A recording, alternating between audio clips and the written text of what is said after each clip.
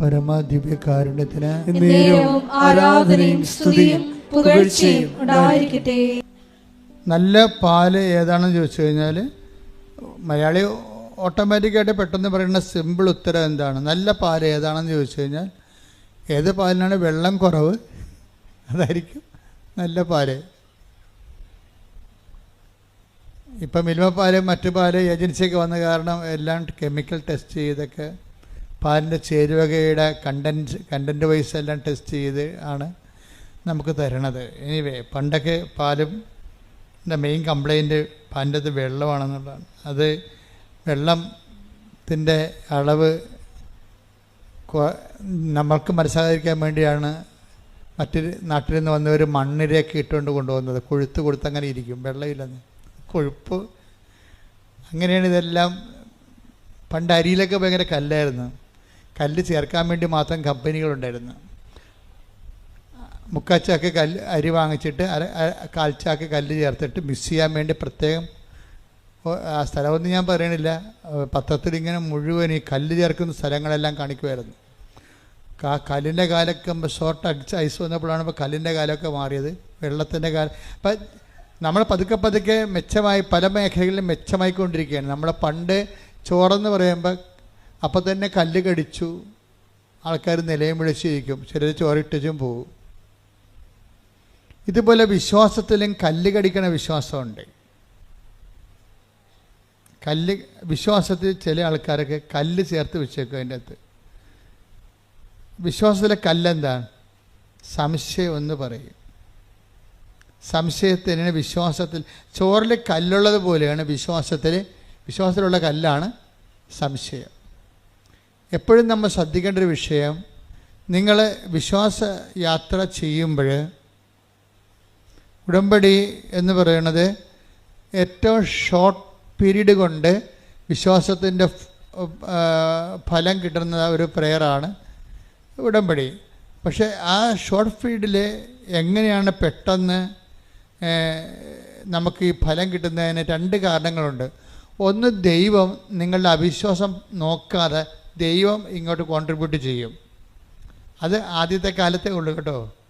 ഉടമ്പടിക്കാരറിയാം നിങ്ങളിപ്പോൾ അപ്പോൾ ഉടമ്പടിയിൽ ഇപ്പോൾ ആദ്യം ഉടമ്പടി എടുക്കുമ്പോൾ തന്നെ പെട്ടെന്ന് കുറച്ച് അനുഭവം കിട്ടിക്കഴിയുമ്പോൾ നിങ്ങൾ ഓർക്കരുത് മൊത്തം ഇനി ഇങ്ങനെ തന്നെ ആയിരിക്കുമെന്ന്. അങ്ങനെ തന്നെ ആയിരിക്കത്തില്ല. ആദ്യം 1-2 അനുഭവങ്ങൾ തരണം. ദൈവം ഇൻസെൻറ്റീവ് ചെയ്യണതാണത്. നിങ്ങൾക്ക് ദൈവം നിങ്ങളുടെ ഒരു പരാധീനതയും ഇപ്പോഴത്തെ മാനസികാവസ്ഥയും ശാരീരികാവസ്ഥയും കുടുംബത്തിൻ്റെ പശ്ചാത്തലം എല്ലാം കണ്ടിട്ട് നിങ്ങൾക്ക് പെട്ടെന്ന് ഒരു ഇൻസെൻറ്റീവ് തരണതാണ്. ഇപ്പം അമ്മമാർ കുഞ്ഞുങ്ങൾക്ക് മുല കൊടുക്കത്തില്ലേ? പക്ഷേ 5 വയസ്സാകുമ്പോൾ പറയും നീ പോയി എടുത്ത് കുടിക്കണമെന്ന് പറയും, പാല് അടുക്കളയിൽ ഇരിപ്പുണ്ടെന്ന് പറയും. ആ വിഷയമാരില്ലേ? ടോൺ മാറി. ഒരേ കൊച്ചു കുടിക്കുന്ന സംഭവത്തിന് വ്യത്യാസമൊന്നും ഉണ്ടാകത്തില്ലെങ്കിലും ടോൺ മാറി അമ്മയുടെ. എന്താ കാര്യം? നമ്മൾ തന്നെ ചെയ്യേണ്ടത് നമ്മൾ ചെയ്യാതെ ഈസി ആയിട്ട് കൊച്ച് വരുന്നതുകൊണ്ടാണ് അങ്ങനെ ചെയ്യണത്.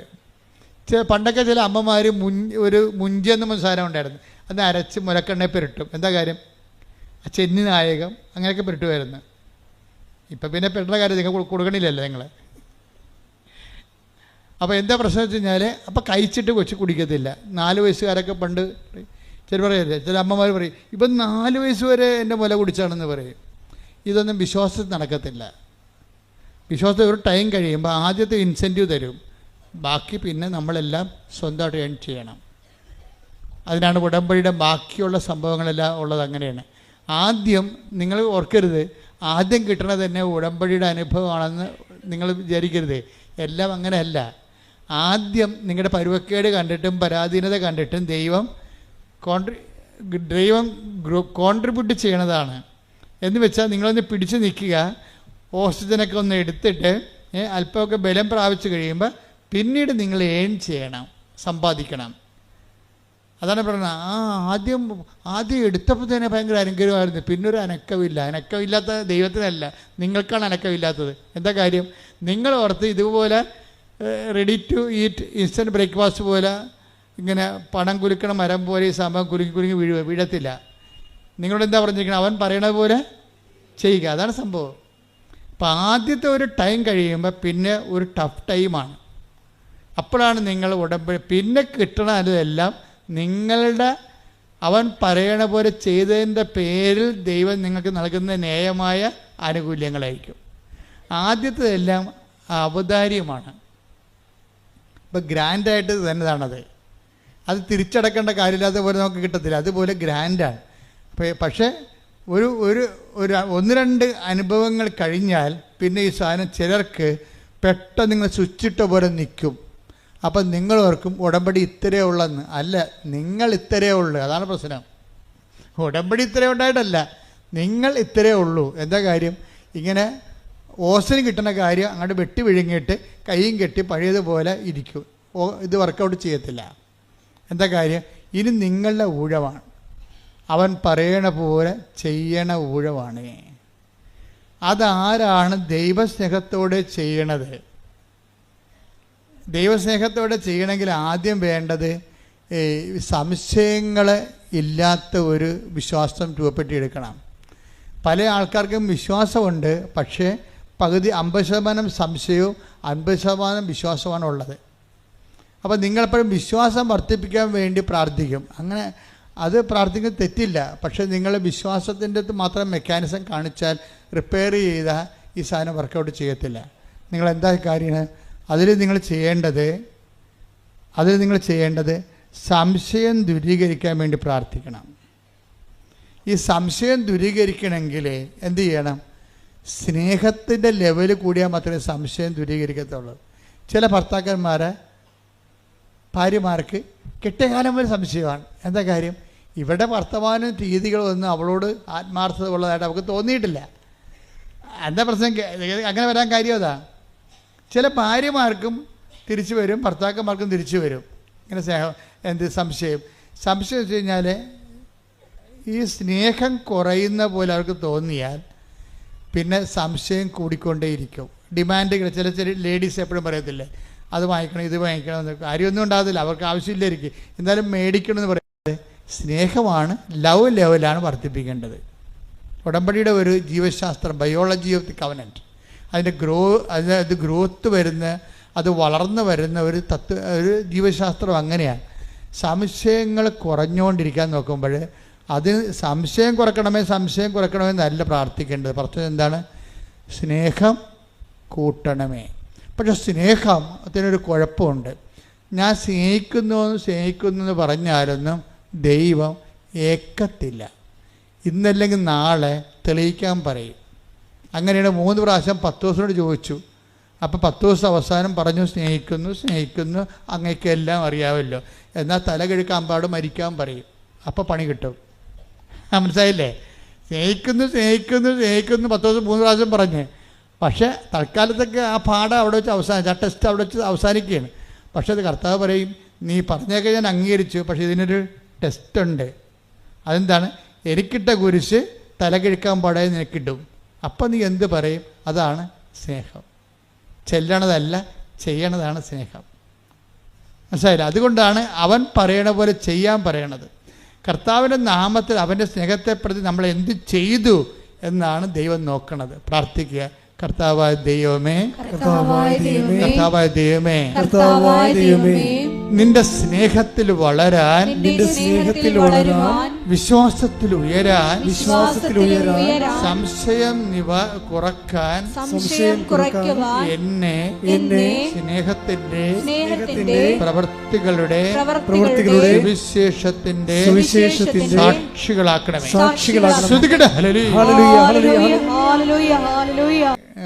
അതിൻ്റെ ഉടമ്പടി നമ്മൾ ഒരു ഡ്രൈവർ ആകുമ്പോൾ തന്നെ അതിൻ്റെ മെക്കാനിസ്റ്റും ആകണം. പറഞ്ഞ മനസ്സിലായില്ലേ? നമ്മൾ ഉടമ്പടിയുടെ ഡ്രൈവറായിട്ട് മാത്രം ഇരുന്ന് കഴിഞ്ഞാൽ ഈ സാധനം ഇടയ്ക്ക് വഴി വീണാൽ ആരും സഹായിക്കത്തില്ല. അപ്പം മെക്കാനിസം കൂടി അറിഞ്ഞു കഴിഞ്ഞാൽ നമുക്ക് തന്നെ റിപ്പയർ ചെയ്തുകൊണ്ട് വണ്ടി ഓടിച്ചുകൊണ്ട് പോകാൻ പറ്റും. അപ്പോൾ എന്താ സംഭവം? ഉടമ്പടിക്ക് വീഴ്ച വരാൻ സാധ്യതയുള്ളത് ദൈവസ്നേഹം കൂട്ടാൻ നിങ്ങൾ ശ്രദ്ധിച്ചു കഴിഞ്ഞാൽ മതി. വേറെ ഒന്നും ചെയ്യേണ്ട. ദൈവസ്നേഹം കൂട്ടാൻ വേണ്ടി പ്രവർത്തനമല്ലാതെ അവിടെ കൊണ്ട് പ്രാർത്ഥന കൊണ്ടോ ചൊല്ലൽ കൊണ്ടോ ഒന്നും ചെയ്യാൻ പറ്റത്തില്ല. അപ്പം അതുകൊണ്ട് ചെയ്യണ കാര്യങ്ങൾ അളിഞ്ഞ മോന്തയമായിട്ട് ചെയ്യരുത്. എനിക്ക് തന്നെ ഈ അളിഞ്ഞ മോന്തക്കാരെ കാണുമ്പോൾ തന്നെ എനിക്ക് പറയും, എന്താ കാര്യം? ഞാൻ പറഞ്ഞു, നിങ്ങൾ സ്മാർട്ടായിട്ട് നിൽക്ക്, മാതാവിൻ്റെ അടുത്തല്ലേ നിൽക്കണത്. അല്ല നിങ്ങൾ ചായക്കടയിലും ആശുപത്രിയിലും അല്ലല്ല നിൽക്കണത്. ആശുപത്രിയിലാണെങ്കിൽ ഈ മരുന്ന് കഴിച്ചാൽ ശരിയാകുമോ ഇല്ലേ, ഈ ഡോക്ടറാണ്, അതിന് വേറെ ഡോക്ടറുണ്ടാ. പല ഡോക്ടറിനെ കുറിച്ച് നമ്മളോട് പല ആൾക്കാർ പറഞ്ഞിരിക്കണ കാരണം നമ്മളൊരു ആശുപത്രിയിലും ഇത് തന്നെ ആയിരിക്കുമോ നമ്മുടെ യഥാർത്ഥ ഡോക്ടർ, ഇത് തന്നെ ആയിരിക്കും ആശുപത്രി, ഇങ്ങേര് തന്നെ കുറിച്ച് തന്നെയായിരിക്കും ആ കറക്റ്റ് മരുന്ന്, അങ്ങേര് കുറിച്ച് തന്നെ കറക്റ്റായാൽ പോലും നമുക്ക് അങ്ങനെ സംശയമായിരിക്കും. അതുകൊണ്ടാണ് ഈ അളിഞ്ഞ മോന്ത വന്നത്. ഉടമ്പടി എന്ന് പറയുന്ന ഒരു സ്മാർട്ട് പ്രോജക്റ്റാണ്. കർത്താവിൻ്റെ അടുത്ത് വരുമ്പോൾ ഞാൻ ഇവിടെ ഇന്നലെയൊക്കെ അവർ പറഞ്ഞു നിങ്ങൾ സന്തോഷമായിട്ട് പോകും. എന്താ കാര്യം? ഇത് ശരിക്കും മാതാവിൻ്റെ അടുത്ത് നിന്ന് പോകുന്നവർ അവർ കൃത്യമായിട്ടുള്ള ആൾക്കാരുടെ അമ്മ കൂടെ പോകും.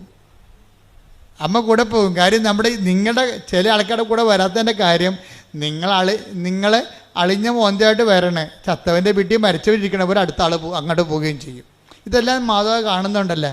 അതിൻ്റെ അടുത്ത് ഈ പന്നി വിശ്വസിക്കണില്ല എന്നുള്ളത് അമ്മയ്ക്ക് അറിയാം. പിന്നെ ഇതിൻ്റെ കൂടെ പോയിട്ട് എന്നാ കാണിക്കാനാണ്?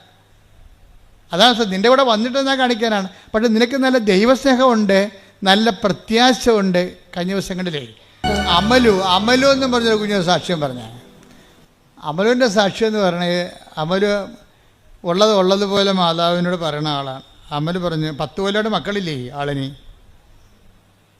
അപ്പോൾ പല ചികിത്സ കഴിഞ്ഞിട്ട് മക്കൾ എന്നുള്ള കാര്യം ആ ചാപ്റ്റർ അവർ ക്ലോസ് ചെയ്തിരിക്കുകയാണ്. ഇനിയിപ്പോൾ ഇങ്ങനെ ജീവിച്ചോളാമെന്നുള്ള ഒരു മനസ്സിനെ അങ്ങനെ പഠിപ്പിച്ചു, അങ്ങനെ കുഴപ്പമില്ലാതെ പോവുകയാണ്. അപ്പോഴാണ് ആൾക്കാർ പറയണത് കൃപാസനം മാതാവ് 25 വർഷമായിട്ട് മക്കളില്ലാത്തവർക്ക് മക്കളെ കൊടുക്കുന്നുണ്ടെന്ന് പറഞ്ഞു. അപ്പോൾ അവർക്ക് പുതിയൊരു അധ്യായം ആണ് ശരിക്കും തുറന്നത് ജീവിതത്തിൽ. അതാണ് സംഭവം. പിന്നെ അത് നിങ്ങൾ അങ്ങോട്ടും ഇങ്ങോട്ടും പറയണില്ലേ, അതാണ് സുവിശേഷം എന്ന് പറയണത്. നിങ്ങൾ പറയാതിരിക്കരുത്.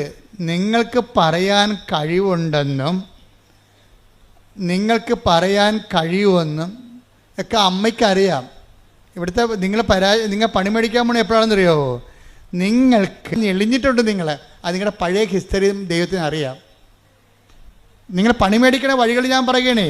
എന്ന് വെച്ചാൽ നിങ്ങൾക്കുണ്ടാകുന്ന ചില ഗുണങ്ങൾ, നിങ്ങൾ വീട് വെച്ച കാര്യം, അല്ലെങ്കിൽ നിങ്ങൾക്ക് ചിട്ടി വീണ കാര്യം ഒക്കെ നിങ്ങൾക്ക് നന്മയുണ്ടാകുന്ന കാര്യങ്ങളൊക്കെ നിങ്ങൾ മറ്റുള്ളവരോട് പറയണ സ്വഭാവമാണ് നിങ്ങൾക്കുള്ളത്. അത് എപ്പോഴായാലും നിങ്ങൾ പറയും. പള്ളിയിൽ നിന്ന് വരുമ്പോഴായാലും പോകുമ്പോഴായാലും ഫോൺ എടുക്കുമ്പോഴും പറയും. പക്ഷേ ദൈവം നിങ്ങളുടെ ഇടയിൽ പ്രവർത്തിച്ച കാര്യം നിങ്ങൾ പറയത്തില്ല. അത് നിങ്ങൾ ആത്മശോധന ചെയ്യേണ്ട ഉടമ്പടി പാപമാണ് ശരിക്കും. ഇപ്പോൾ ഈ ഉടമ്പടി കുമ്പസാരം എന്ന് പറയുമ്പോൾ ഞാൻ അച്ഛന്മാരുടെയൊക്കെ ആദ്യമൊന്നും സംസാരിക്കത്തില്ല. കാര്യത്തിൽ എനിക്ക് ഉടമ്പടി കുമ്പസാരത്തെക്കുറിച്ച് എനിക്കൊരു ഐഡിയ ഉണ്ട്. എന്താ ഉടമ്പടി കുമ്പസാരം എന്ന് പറയണത്? അത് കരിസ്മാറ്റിക് കുമ്പസാരമോ ഇടവക വാർഷിക ധ്യാനം കുടുംബ കുമ്പസാരമോ അല്ല. ഉടമ്പടി എടുത്തതിന് ശേഷം ഒരു വ്യക്തി ഉടമ്പടിയിൽ ദൈവവുമായിട്ട് ജീവിച്ച് കഴിയുമ്പോൾ ആ വ്യക്തി കൈവരിക്കേണ്ട ചില ആധ്യാത്മിക ഔന്നത്യങ്ങളുണ്ട്. അവിടം വരെ എത്തിയില്ലെങ്കിൽ ഉപേക്ഷ എന്ന പാപമാണത്. മനസ്സിലായില്ലേ? അവിടം വരെ. അപ്പോൾ ഒരു ഉടമ്പടി എടുത്തു കഴിയുമ്പോൾ ഒരു വ്യക്തി കൈവരിക്കേണ്ട ആധ്യാത്മികമായ ഔന്നത്യമുണ്ട്. ആ വ്യക്തി അതനുസരിച്ച് വളർന്നില്ല എന്നുണ്ടെങ്കിൽ അതൊരു ഉടമ്പടി പാപമായിട്ട് വരും, ഉപേക്ഷ എന്ന പാപമായിട്ട് വരും. എന്താ കാര്യം വെച്ചാൽ നിങ്ങളുടെ പഴയ ഫയൽ നോക്കിക്കഴിഞ്ഞാൽ നിങ്ങളുടെ എല്ലാ നല്ല കാര്യങ്ങളും, മക്കളുടെ കാര്യങ്ങളും മരുമക്കളുടെ കാര്യങ്ങൾ പോലും നിങ്ങൾ നാട്ടുകാരെ കെട്ടിയെഴുന്നള്ളിക്കുന്ന ആളാണ്, പറയുന്ന ആളാണ്. സ്വന്തം കേമത്വത്തിന് വേണ്ടിയായിരിക്കും അത് പറയണത്. പക്ഷെ ദൈവം നിങ്ങൾക്ക് തന്ന കാര്യങ്ങളെ പലതും നിങ്ങൾ പറയണില്ല. അഥവാ ഇനി ദൈവം തന്ന കാര്യം പോലും പറയണത് നിങ്ങളുടെ അക്കൗണ്ടിലായിരിക്കും. ഇവിടെ വന്നിട്ട് സാക്ഷിയൊക്കെ പറയും, ഞങ്ങൾക്ക് വീടില്ലായിരുന്നു, സ്ഥലമില്ലായിരുന്നു, വഴിയില്ലായിരുന്നു, അമ്മയടുത്ത് വന്നപ്പോൾ അമ്മ വീട് തന്നു, സ്ഥലം തന്നെന്നൊക്കെ പറയും. ഇവിടെ വന്ന് പറയും. പക്ഷേ നാട്ടിൽ ചെന്നിട്ട് എന്ത് പറയും?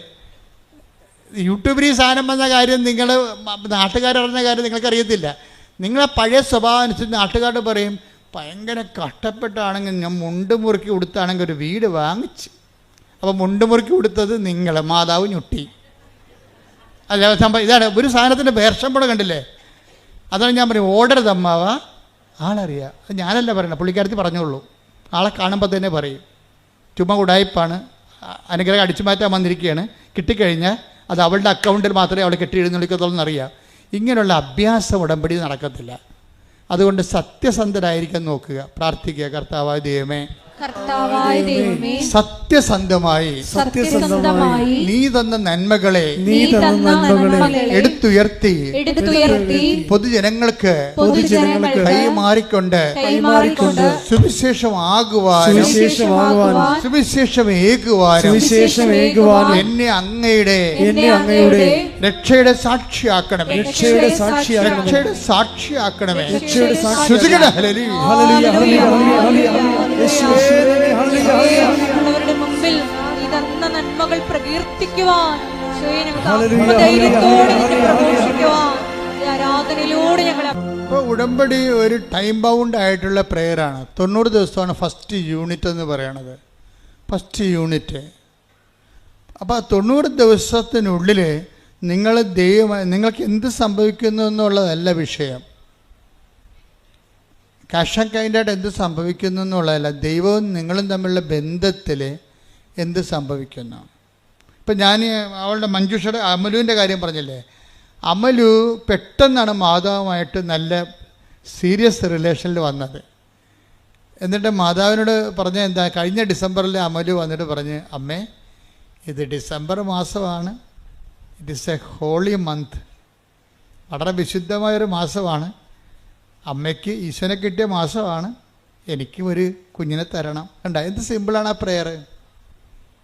അവൾ ആ മാസം ഗർഭിണിയായി. അപ്പോൾ ദൈവത്തോട് ഇൻട്രാക്ട് ചെയ്യണം. ഞാൻ എപ്പോഴും പ്രാധാന്യം കൊടുക്കുന്നത് common faith of the common പീപ്പിളാണ്. നമുക്ക് സംഭവിച്ചത് വിശ്വാസത്തിന് ഒരു സാങ്കേതിക ജടിലതയിൽ അപ്രാപ്യമായിട്ട് സാങ്കേതിക ജ്ഞാനമായിട്ട് പ്രതിഷ്ഠിക്കപ്പെട്ടത് കാരണം ഈ വിശ്വാസത്തിൻ്റെ നല്ല ഫലങ്ങൾ താഴേക്ക് വരത്തില്ല. താഴേക്ക് വരുത്താൻ വേണ്ടി വല്ല രാഷ്ട്രീയ കഥകളോ നാട്ടുകഥകളോ, അവിടെ കല്ലില്ല ഇവിടെ കല്ലില്ല എന്നൊക്കെ പറഞ്ഞ് പുൾപ്പിറ്റ് ആ പാടെ കുളമാക്കി കളയും. ജനങ്ങൾക്ക് ദൈവത്തിൻ്റെ വഴികൾ പറഞ്ഞു കൊടുക്കാനും ദൈവാനുഭവത്തിലേക്ക് ജനങ്ങളെ നയിക്കാനും അവർ അനുഭവിച്ച് പരിചയിച്ച ആധ്യാത്മികതയുടെ ചില പുഴുക്കുത്തുകളെ എടുത്തു മാറ്റിയിട്ട് അതിനെ ക്രെഡിലൈസ് ചെയ്തിട്ട് അതിലവരെ ബൂസ്റ്റ് ചെയ്യുകയാണ് ഉടമ്പടി ചെയ്യണത്. എന്നിട്ട് ഇപ്പം നിങ്ങൾക്ക് സംസാരിക്കാൻ നല്ലോണം അറിയാം, അപ്പോൾ ദൈവത്തോട് നിങ്ങളെ അമ്മയെന്നല്ലേ വിളിക്കണത്, അല്ലേ? അല്ല കളക്ടറെന്നല്ലേ വിളിക്കണത്, അമ്മ. അപ്പോൾ നമുക്ക് ആ ഒരു അമിക്കബിലിറ്റി ഉണ്ട് പ്രെയറിൽ. അപ്പോൾ നിങ്ങൾ അമലു എന്താ ചെയ്യണത്, അമ്മേ ഇതൊരു നല്ല മാസമാണ്, നല്ല വിശുദ്ധമായ മാസമാണ് ഡിസംബർ, അമ്മയ്ക്ക് ഉണ്ണീശനെ കിട്ടിയ മാസമാണ്, എനിക്ക് ഒരു കുഞ്ഞിനെ തരണം. സിമ്പിളല്ലേ പ്രെയർ? ഇതിനേക്കാൾ വലിയ പ്രാർത്ഥന എന്തുകൊണ്ട്? ആ പ്രാർത്ഥന അപ്പം തന്നെ അമ്മ പച്ചമഷിക്ക് അങ്ങോട്ട് ഒപ്പിട്ട് സാങ്ഷൻ ചെയ്യുകയും ആ ആഴ്ച തന്നെ അവൾ പ്രഗ്നൻ്റ് ആകുകയും. എന്ത് രസമാണ് കേൾക്കാൻ. അവളെ കുഞ്ഞിനെയും കൊണ്ടാണ് കഴിഞ്ഞ ദിവസം വന്നിരുന്നത് ഇവിടെ. 10 കൊല്ലമായിട്ട് ഇതിനെക്കുറിച്ചൊരു ഐഡിയ ഇല്ലാതെയാണ്. നമുക്കൊരു സങ്കല്പമില്ലാത്ത സംഭവങ്ങളെല്ലാം മാതാവ് ഇതെല്ലാം നമുക്ക് തൊടാവുന്ന രീതിയിൽ അനുഗ്രഹമായിട്ട് കൈ തരും. പക്ഷെ നമുക്കെന്താ വേണ്ടത്? അമലുവിന് സംശയമില്ല അവൾ പറയുന്നതിൽ. ആ വർത്തമാനം കേട്ടാൽ മനസ്സിലാവും, സ്നേഹം മാത്രമേ ഉള്ളൂ, അതിൽ സംശയമില്ല. ആ വർത്തമാനം സ്കാൻ ചെയ്യുമ്പോൾ അറിയാൻ പറ്റും. എന്താണ്? ഓ ഞാനിങ്ങനെയൊക്കെ പറയണേ, കിട്ടുക വെറുതെ, ഇത് രൂപമല്ലേ അമ്മയല്ലല്ല. അവിടേക്കാണ് പ്രശ്നം വേണ്ടത്. ഇത് രൂപമല്ലേ അമ്മയല്ലെന്നാണ് പറഞ്ഞിരിക്കുന്നത്. ഈ വങ്കന്മാർക്കാണ് ഇങ്ങനെയൊക്കെ തോന്നണത്. കാരണം അതായത് അനുഭവമുള്ളവർ അമ്മയുടെ സാന്നിധ്യത്തിൻ്റെ പ്രതീകമാണിത്. ഞാനിവിടെ സംസാരിക്കുമ്പോൾ എൻ്റെ അമ്മയോടാണ് സംസാരിക്കുന്നത്. ആ ഒരു എലവെന്ന് പറഞ്ഞാൽ ആത്മബന്ധത്തിൻ്റെ ആന്തരികതയാണ്. അതെന്ന് പറയണത് ധ്യാനത്തിനേക്കാൾ വലിയ സംഭവമാണ്. ആത്മബന്ധത്തിൻ്റെ ആന്തരികത നമുക്കറിയാമല്ലോ. നമ്മൾ എന്ത് ജ്ഞാനം, ഇപ്പോൾ എന്ത് കറണ്ട്, എത്ര കറണ്ട്, നിങ്ങളൊരു കാര്യം സിമ്പിളായിട്ട് മനസ്സിലാക്കണേ. എത്ര കറണ്ട് ഇടുക്കിയിലുണ്ടാക്കിയാലും നാട്ടിൽ വരണത് എന്തിലൂടെയാണ്? ഒരു വയറിലൂടെയാണ് വരണത്. ഇത്രയേ ഉള്ളപ്പോൾ നമ്മൾ എത്ര കിലോ വാട്ട് കറണ്ട് ഉണ്ടാക്കിയാലും വരണത് കമ്പിയിലൂടെയാണ്. അല്ലാതെ കമ്പിയില്ലാതെ കറണ്ട് നമുക്ക് വയർലെസ്സിൽ സൗണ്ട് വരും. സൗണ്ട് വയർലെസ്സിലൂടെ വയറില്ലെങ്കിലും വരും. പക്ഷേ കറണ്ട് വയർലെസ്സായിട്ട് വരത്തില്ല. നമ്മൾ എത്ര വാട്ട് കറണ്ട് ഉണ്ടാക്കിയാലും വരണത് കമ്പിയിലൂടെയാണ്. നിങ്ങൾ ദൈവത്തെക്കുറിച്ച് എന്ത് പഠിച്ചാലും, സ്വർഗത്തിൽ പോയി കുത്തിയിരുന്ന് പഠിച്ചാലും ട്രാൻസ്മിഷൻ പ്രാർത്ഥനയിലൂടെ വരത്തുള്ളൂ. അതെപ്പോഴും മനസ്സിലാക്കണം. പിടിയിടിയാ, നിങ്ങൾ ദൈവത്തെക്കുറിച്ച് എന്ത് ശാസ്ത്രം പഠിച്ചാലും ശരി, ദൈവത്തോടുള്ള കമ്മ്യൂണിക്കേഷൻ പ്രാർത്ഥനയിലൂടെ വരത്തുള്ളൂ. അല്ലെങ്കിൽ പ്രാർത്ഥനാ നിർഭരമായ പ്രവർത്തനങ്ങൾ, അതിൻ്റെ കണ്ടൻറ്റ് വൈസ് സ്നേഹമാണ്, അല്ല വേറെ ഒന്നുമല്ല. വിശ്വാസം എന്ന് പറഞ്ഞു കഴിഞ്ഞാൽ വിശ്വാസത്തിൻ്റെ അകത്തുള്ള കുഴപ്പം, അതിൻ്റെ അകത്ത് നമ്മൾ സൂക്ഷിച്ചില്ലെങ്കിൽ സംശയത്തിൻ്റെ ഒരു ചേരുവക ഉണ്ടാകും. അതുകൊണ്ട് ദൈവം നിങ്ങൾ വിശ്വാസത്തെ ഒത്തിരി ഇട്ട് വർദ്ധിപ്പിക്കാൻ വേണ്ടി അതിൻ്റെ അകത്ത് റിപ്പയർ ചെയ്യാൻ നോക്കണ്ട, ടൈം എടുക്കും. അതിന് പറയും നിങ്ങളെന്താ ചെയ്യേണ്ടത്? ദൈവത്തോടുള്ള സ്നേഹം വർദ്ധിപ്പിക്കണം. എന്താ കാര്യം? സ്നേഹം വർദ്ധിക്കുന്നുണ്ടെങ്കിൽ, ദൈവത്തോട് നിങ്ങൾക്ക് സ്നേഹം ഉണ്ടെങ്കിൽ, നിങ്ങൾക്ക് നിങ്ങളുടെ നാത്ത് ചില ആൾക്കാർ പറയുന്നത്, എൻ്റെ അച്ഛ എന്ത് ചെയ്യാനാണ് അച്ഛ, എൻ്റെ മാല അവൾ കൊണ്ടുപോയി, ഇപ്പം തരാമെന്ന് പറഞ്ഞ് കൊണ്ടുപോയതാണ്. അവളുടെ മാല ചിട്ടിക്ക് എടുത്തപ്പോൾ പണയം വെച്ച് പോയി. അങ്ങനെ ആ മാല, അപ്പോൾ അവൾക്കൊരു കല്യാണം ഉണ്ടായിരുന്നു. ആ കല്യാണത്തിന് ഇരവ് എന്നോട് ചോദിച്ചതാണ്. പാവപ്പെട്ടവരുടെ ജീവിതം ഭയങ്കര കഷ്ടമാണ്, അങ്ങോട്ട് ചോദിക്കൊടുക്കും. അവർ എടുത്തിട്ട് പിന്നെ എന്ത് ചെയ്യും? അവർ അപ്പുറത്തെ കല്യാണത്തിന് പോകാൻ വേണ്ടി മേടിച്ച മാലയാണ്, പക്ഷേ ആ പന്നി അതിനല്ല ചെയ്തത്, അവർ വിറ്റ് കളഞ്ഞ സാധനം. ഈ മനുഷ്യരോട് നമുക്ക് സംസാരിക്കാൻ പറ്റുമോ? പിന്നെ എന്നെ പറ്റിപ്പാണ് ആൾ, എൻ്റെ മാല ഊരിക്കൊണ്ടുപോയി എന്നോട് ചോദിക്കാൻ വിറ്റ ആളാണ്, ഇനി എൻ്റെ അടിച്ചതിൻ്റെ അകത്ത് അവളെ കയറ്റത്തില്ലെന്ന് പറയും. പക്ഷെ ഉടമ്പടി എടുത്താൽ പറയാൻ പറ്റത്തില്ല. എന്താ കാര്യം? നമ്മൾ ദൈവത്തെയാണ് സ്നേഹിക്കണത്. പിടിയിടിയാ. അപ്പം നിങ്ങൾക്കിട്ട് പണി തന്ന ആൾക്കാരോടും നിങ്ങൾ ഉടമ്പടിയോട് കൂടി നിരപ്പാകാൻ നോക്കണം. കാര്യം വിശ്വാസമല്ല വലുത്, എന്താണ്? സ്നേഹമാണ്. കാര്യം എന്താണ്? ആ മാലയെക്കാളും നാത്തുവിനോടുള്ള വൈരാഗ്യത്തെക്കാളും എൻ്റെ ദൈവത്തെ ഞാൻ സ്നേഹിക്കുന്നു. സ്നേഹിക്കുന്നവരെന്താ പറഞ്ഞിരിക്കണത്? നിങ്ങൾ ശത്രുവിനായാലും എന്നെ പ്രതി സ്നേഹിക്കണം. അതാ പ്രശ്നം. അത് എന്നിട്ട് കർത്താവ് ചോദിക്കും, സ്നേഹിക്കുന്നവരെ മാത്രമാണ് നിങ്ങൾ സ്നേഹിക്കണമെങ്കിൽ പ്രതിഫലത്തിന് എന്താണ്? Take the word of God. ശ്രദ്ധിക്കട്ടെ. ഹല്ലേലൂയ, ഹല്ലേലൂയ, ഹല്ലേലൂയ, ഹല്ലേലൂയ, ഹല്ലേലൂയ, ഹല്ലേലൂയ. യേശുവേ നന്ദി. ഹല്ലേലൂയ, ഹല്ലേലൂയ. യേശുവേ ആരാധന, ആരാധന. മത്തായി 5:46. മത്തായി 5:46. നിങ്ങളെ സ്നേഹിക്കുന്നവരെ നിങ്ങൾ സ്നേഹിച്ചാൽ. കേട്ടോ എന്താ പറയണത്? നിങ്ങളെ സ്നേഹിക്കുന്നവരെ നിങ്ങൾ സ്നേഹിച്ചാൽ നിങ്ങൾക്ക് എന്ത് പ്രതിഫലമാണ് ലഭിക്കുക? നിങ്ങൾക്ക് എന്ത് പ്രതിഫലമാണ് ലഭിക്കുക? ചുങ്കക്കാർ പോലും അത് തന്നെ ചെയ്യുന്നില്ലേ?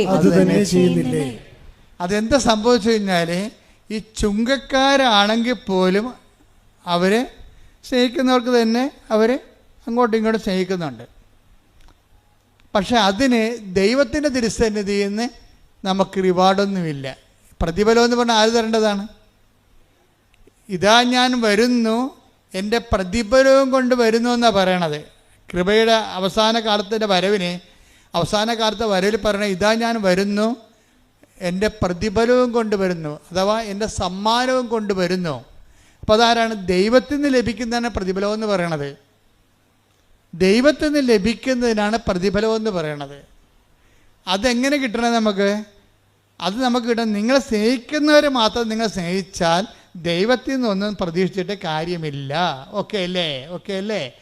പറച്ച് എന്ത് ചെയ്യണം? ശത്രുക്കളെ സ്നേഹിക്കണം, ദ്രോഹിക്കുന്നവരെ ആശീർവദിക്കണം. സെൻറ്റ് പോൾ പറയും, ആശീർവദിക്കുക മാത്രമേ ചെയ്യാവൂ. ഇതിനെ ഉടമ്പടിക്ക് പറ്റുന്ന രീതിയിൽ നമ്മുടെ ജീവിതം ക്രമീകരിക്കുകയാണ്, ജീവിതം പുനഃക്രമീകരിക്കുകയാണ്. എന്താ ഇത് പെട്ടെന്ന് സ്പീഡാക്കാനുള്ള മാർഗമാണ്. ഉടമ്പടി അനുഭവങ്ങളെ പെട്ടെന്ന് സ്പീഡാക്കാനുള്ള മാർഗം. സ്പീഡാക്കുക എന്ന് പറഞ്ഞു കഴിഞ്ഞാൽ അതിൻ്റെ അകത്ത് നമുക്ക് നമ്മുടെ റോഡിലൊക്കെ ചില റോഡുകളൊക്കെ പോയാൽ നമുക്ക് ഭയങ്കര സ്ലോ ആയിരിക്കും. കട്ടറും അല്ലേ, ബമ്പും ഹമ്പും കട്ടറും എല്ലാം കൂടി അങ്ങനെ വിടും. പക്ഷേ അങ്ങനെയല്ല, ഇതെല്ലാം നിരപ്പാകും. ജനങ്ങളുമായിട്ട് നമ്മൾ നിരപ്പായി കഴിഞ്ഞാൽ ദൈവത്തിൻ്റെ ഇടപെടലിൻ്റെ സ്പീഡ് കൂടും. അതുകൊണ്ടാണ് സെൻറ്റ് ജോണൊക്കെ പറയണത്. എന്താ പറയണത്? കുന്നും മലയും നിരപ്പാക്കുവിൻ. അതാണ് സംഭവം. കുന്നും മലയും വളഞ്ഞവ ഋജുവാക്കപ്പെടും. അപ്പം നേരെ എല്ലാ വിഷയത്തിൻ്റെ പിന്നിലും സൂത്രപ്പണികളൊന്നും പറ്റത്തില്ല, മറിച്ച് നേരെ പോകാൻ പറ്റത്തുള്ളൂ. നമുക്കെത്ര സാമ്പത്തിക നഷ്ടം മാനുഷികവും ഭൗതികമായിട്ടും ഉണ്ടായാലും സൂത്രപ്പണി പറ്റത്തില്ല. അപ്പോൾ ഇതിന് നമ്മൾ എപ്പോഴും ചെയ്യേണ്ടത്, ഉടമ്പടിയിലേക്ക് വരുമ്പോൾ സ്പീഡാകണമെങ്കിൽ ആദ്യം എന്ത് ചെയ്യും? ഈശോ വരാൻ പോയപ്പോൾ യോഹന്നാൻ എന്താ പറഞ്ഞത്? യോഹന്നാൻ പറഞ്ഞത് എന്താണ്? വൃക്ഷങ്ങളുടെ വേരിന് കോടാലി വയ്ക്കപ്പെട്ടിരിക്കുന്നു, ഫലം തരാത്ത വൃക്ഷങ്ങളെ വെട്ടി തീരെറിയപ്പെടും. എന്നിട്ട് പറഞ്ഞാൽ കുന്നും മലയും നിരപ്പാക്കപ്പെടും. അപ്പോൾ ഇങ്ങനെ നേരെ ആക്കി കിടക്കഴിഞ്ഞാൽ, അതായത് വളവ്, വഞ്ചന, ചതി, പറ്റിപ്പ്, ഇങ്ങനെയുള്ള ഓരോ കുടില സൂത്രങ്ങളൊക്കെ എല്ലാം റെക്ടിഫൈ ചെയ്യണം. ദൈവത്തിന് പ്രവർത്തിക്കാൻ പറ്റുന്ന രീതിയിൽ നമുക്കവിടെ നഷ്ടവും ലാഭവും നോക്കരുത്. ദൈവമാണ് ഏറ്റവും വലിയ ലാഭം. പിടികിട്ടുന്നുണ്ടോ? ദൈവമാണ് ഏറ്റവും വലിയ ലാഭം. അതായത് ഒരു പശു നമ്മൾ 40,500 രൂപയ്ക്ക് വാങ്ങിച്ചു. അത് അതിനെ വിറ്റപ്പോൾ 35,750 രൂപ. ലാഭമോ നഷ്ടമാ? നഷ്ടം. പക്ഷേ ആൾക്കാർ ചിലർ പറയും, മറ്റത് 500 രൂപയല്ലേ, ഇപ്പോൾ 750 രൂപ കിട്ടിയല്ല എന്ന് പറയും. ആൾക്കാരെ അളക്കണത് ഇങ്ങനെയാണ്. വെച്ച് കഴിഞ്ഞാൽ ഈ ദൈവത്തെപ്പോലും അളക്കണത് ഇങ്ങനെയാണ്. അതായത് നിങ്ങൾ ക്യാഷ് ആൻഡ് കൈൻഡ് വെച്ചുകൊണ്ടാണ് ദൈവത്തെ അളക്കണത്. എന്നിട്ട് നിങ്ങൾ വിചാരിക്കണത് ദൈവമാണ് ഏറ്റവും വലിയ ലാഭം. അപ്പോൾ അതുകൊണ്ട് തന്നെ നമ്മൾ ജീവിതത്തെ കണക്കാക്കേണ്ടത്, നമുക്ക് ജീവിതത്തിലുണ്ടാകുന്ന ചെറിയ രൂപയുടെ ലാഭവും എടുത്തിട്ട് നഷ്ടമെടുത്തിട്ട് അത് വലിയ നഷ്ടമാണ് നിങ്ങൾ കൊട്ടിക്കോഷിച്ച് മോന്തം കയറ്റിയിരിക്കരുത്. മറിച്ച് എന്താണ്? ദൈവത്തെ കിട്ടാൻ വേണ്ടി കുറേ കോംപ്രമൈസ് ചെയ്യേണ്ടി വരും ജീവിതത്തിൽ. ചിലപ്പോൾ ക്ഷമയായിരിക്കും, ചിലപ്പോൾ നന്മയായിരിക്കും. അപ്പം ഇങ്ങനെ ഓരോ പരിശുദ്ധാത്മാവിൻ്റെ ദാനങ്ങൾക്ക് അനപേക്ഷണീയമായിട്ട് ജീവിതം ഒന്ന് പുനഃക്രമീകരിക്കുന്നതാണ്. അത് അങ്ങേര് പശ്ചാത്താപത്തിന് ജ്ഞാനസ്ഥാനമാണ് നൽകിയത് യോഹന്നാൻ മാന്താന. അപ്പോൾ ഈശോ വന്നപ്പോൾ പരിശുദ്ധാത്മാവിന് ജ്ഞാനസ്ഥാനം നൽകി. പക്ഷേ ആ പരിശുദ്ധാത്മാവിന് ജ്ഞാനസ്ഥാനം നൽകിയപ്പോഴേ കർത്താവ് കുന്നും മലയും നിരപ്പാക്കണ കാര്യമൊന്നും പറഞ്ഞിട്ടില്ല. പറഞ്ഞ എന്താണ്? പരിശുദ്ധാത്മാവിൻ്റെ ഫലങ്ങൾ എല്ലാവർക്കും അറിയാം. അതെന്താണ്? സ്നേഹം, ക്ഷമ, ദയ, നന്മ. Take the word of God. ശ്രുതികട ഹല്ലേലൂയ, ഹല്ലേലൂയ, ഹല്ലേലൂയ, ഹല്ലേലൂയ, ഹല്ലേലൂയ. യേശുവേ നന്ദി. ഹല്ലേലൂയ. 5:22-23. ഗലാത്യർ 5:22-23.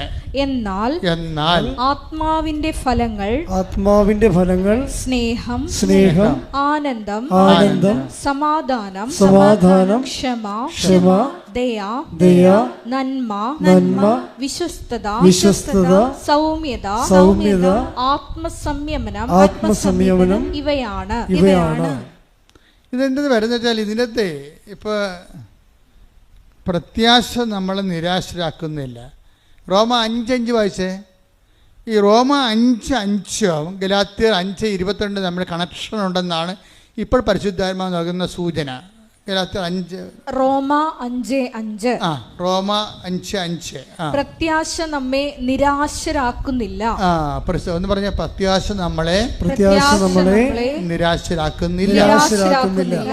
കാരണം നമുക്ക് നൽകപ്പെട്ടിരിക്കുന്ന പരിശുദ്ധാത്മാവിലൂടെ ദൈവത്തിന്റെ സ്നേഹം നമ്മുടെ ഹൃദയങ്ങളിലേക്ക് ചൊരിയപ്പെട്ടിരിക്കുന്നു. അപ്പോൾ പ്രത്യാശ ഉണ്ടെങ്കിൽ അതിൻ്റെ അർത്ഥം എന്താണ്? സ്നേഹം ചൊരിഞ്ഞു എന്നതിൻ്റെ അർത്ഥം. ക്ലിയർ അല്ലേ? നമുക്ക് പ്രത്യാശ ഉണ്ടെങ്കിൽ സ്നേഹം നമ്മളിലേക്ക് ചുരിഞ്ഞു എന്ന അർത്ഥം. നമുക്ക് ദൈവസ്നേഹം വന്നു എന്ന് എങ്ങനെ അറിയാൻ പറ്റും? അച്ഛനും പറയും, എല്ലാവരും പറയും ദൈവസ്നേഹം. പക്ഷെ നമ്മളിലേക്ക് ദൈവസ്നേഹം വന്നു എന്ന് എങ്ങനെ അറിയാൻ പറ്റുമെന്നാണ് ഇപ്പോൾ പരിശുദ്ധാത്മാവ് ഓൺലൈനിൽ പറയണത്. എന്താ പറയണത്? അതായത് ഒന്ന് റോമർ 5:5 വായിച്ച്. പ്രത്യാശ നമ്മെ നിരാശരാക്കുന്നില്ല. പ്രത്യാശ നമ്മളെ നിരാശരാക്കുന്നില്ല.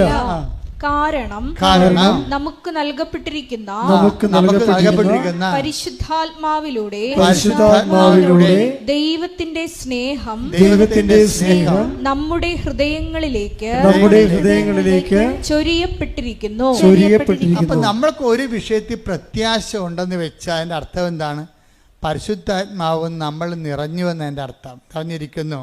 പരിശുദ്ധാത്മാവിൻ്റെ ഫലം എന്താണ്? അത് സമാധാനമാണ്. ഈ പ്രത്യാശ എന്ന് പറയുന്നത് തന്നെയാണ് സമാധാനം. നമ്മൾ പരിശുദ്ധാത്മാവിൻ്റെ ഫലങ്ങൾ കണ്ടില്ലേ? പരിശുദ്ധാത്മാവ് വന്നപ്പോൾ ഉടനെ ഫലം വന്ന്. എന്താണത്? ഗലാത്യർ 5:22 വായിച്ചേ.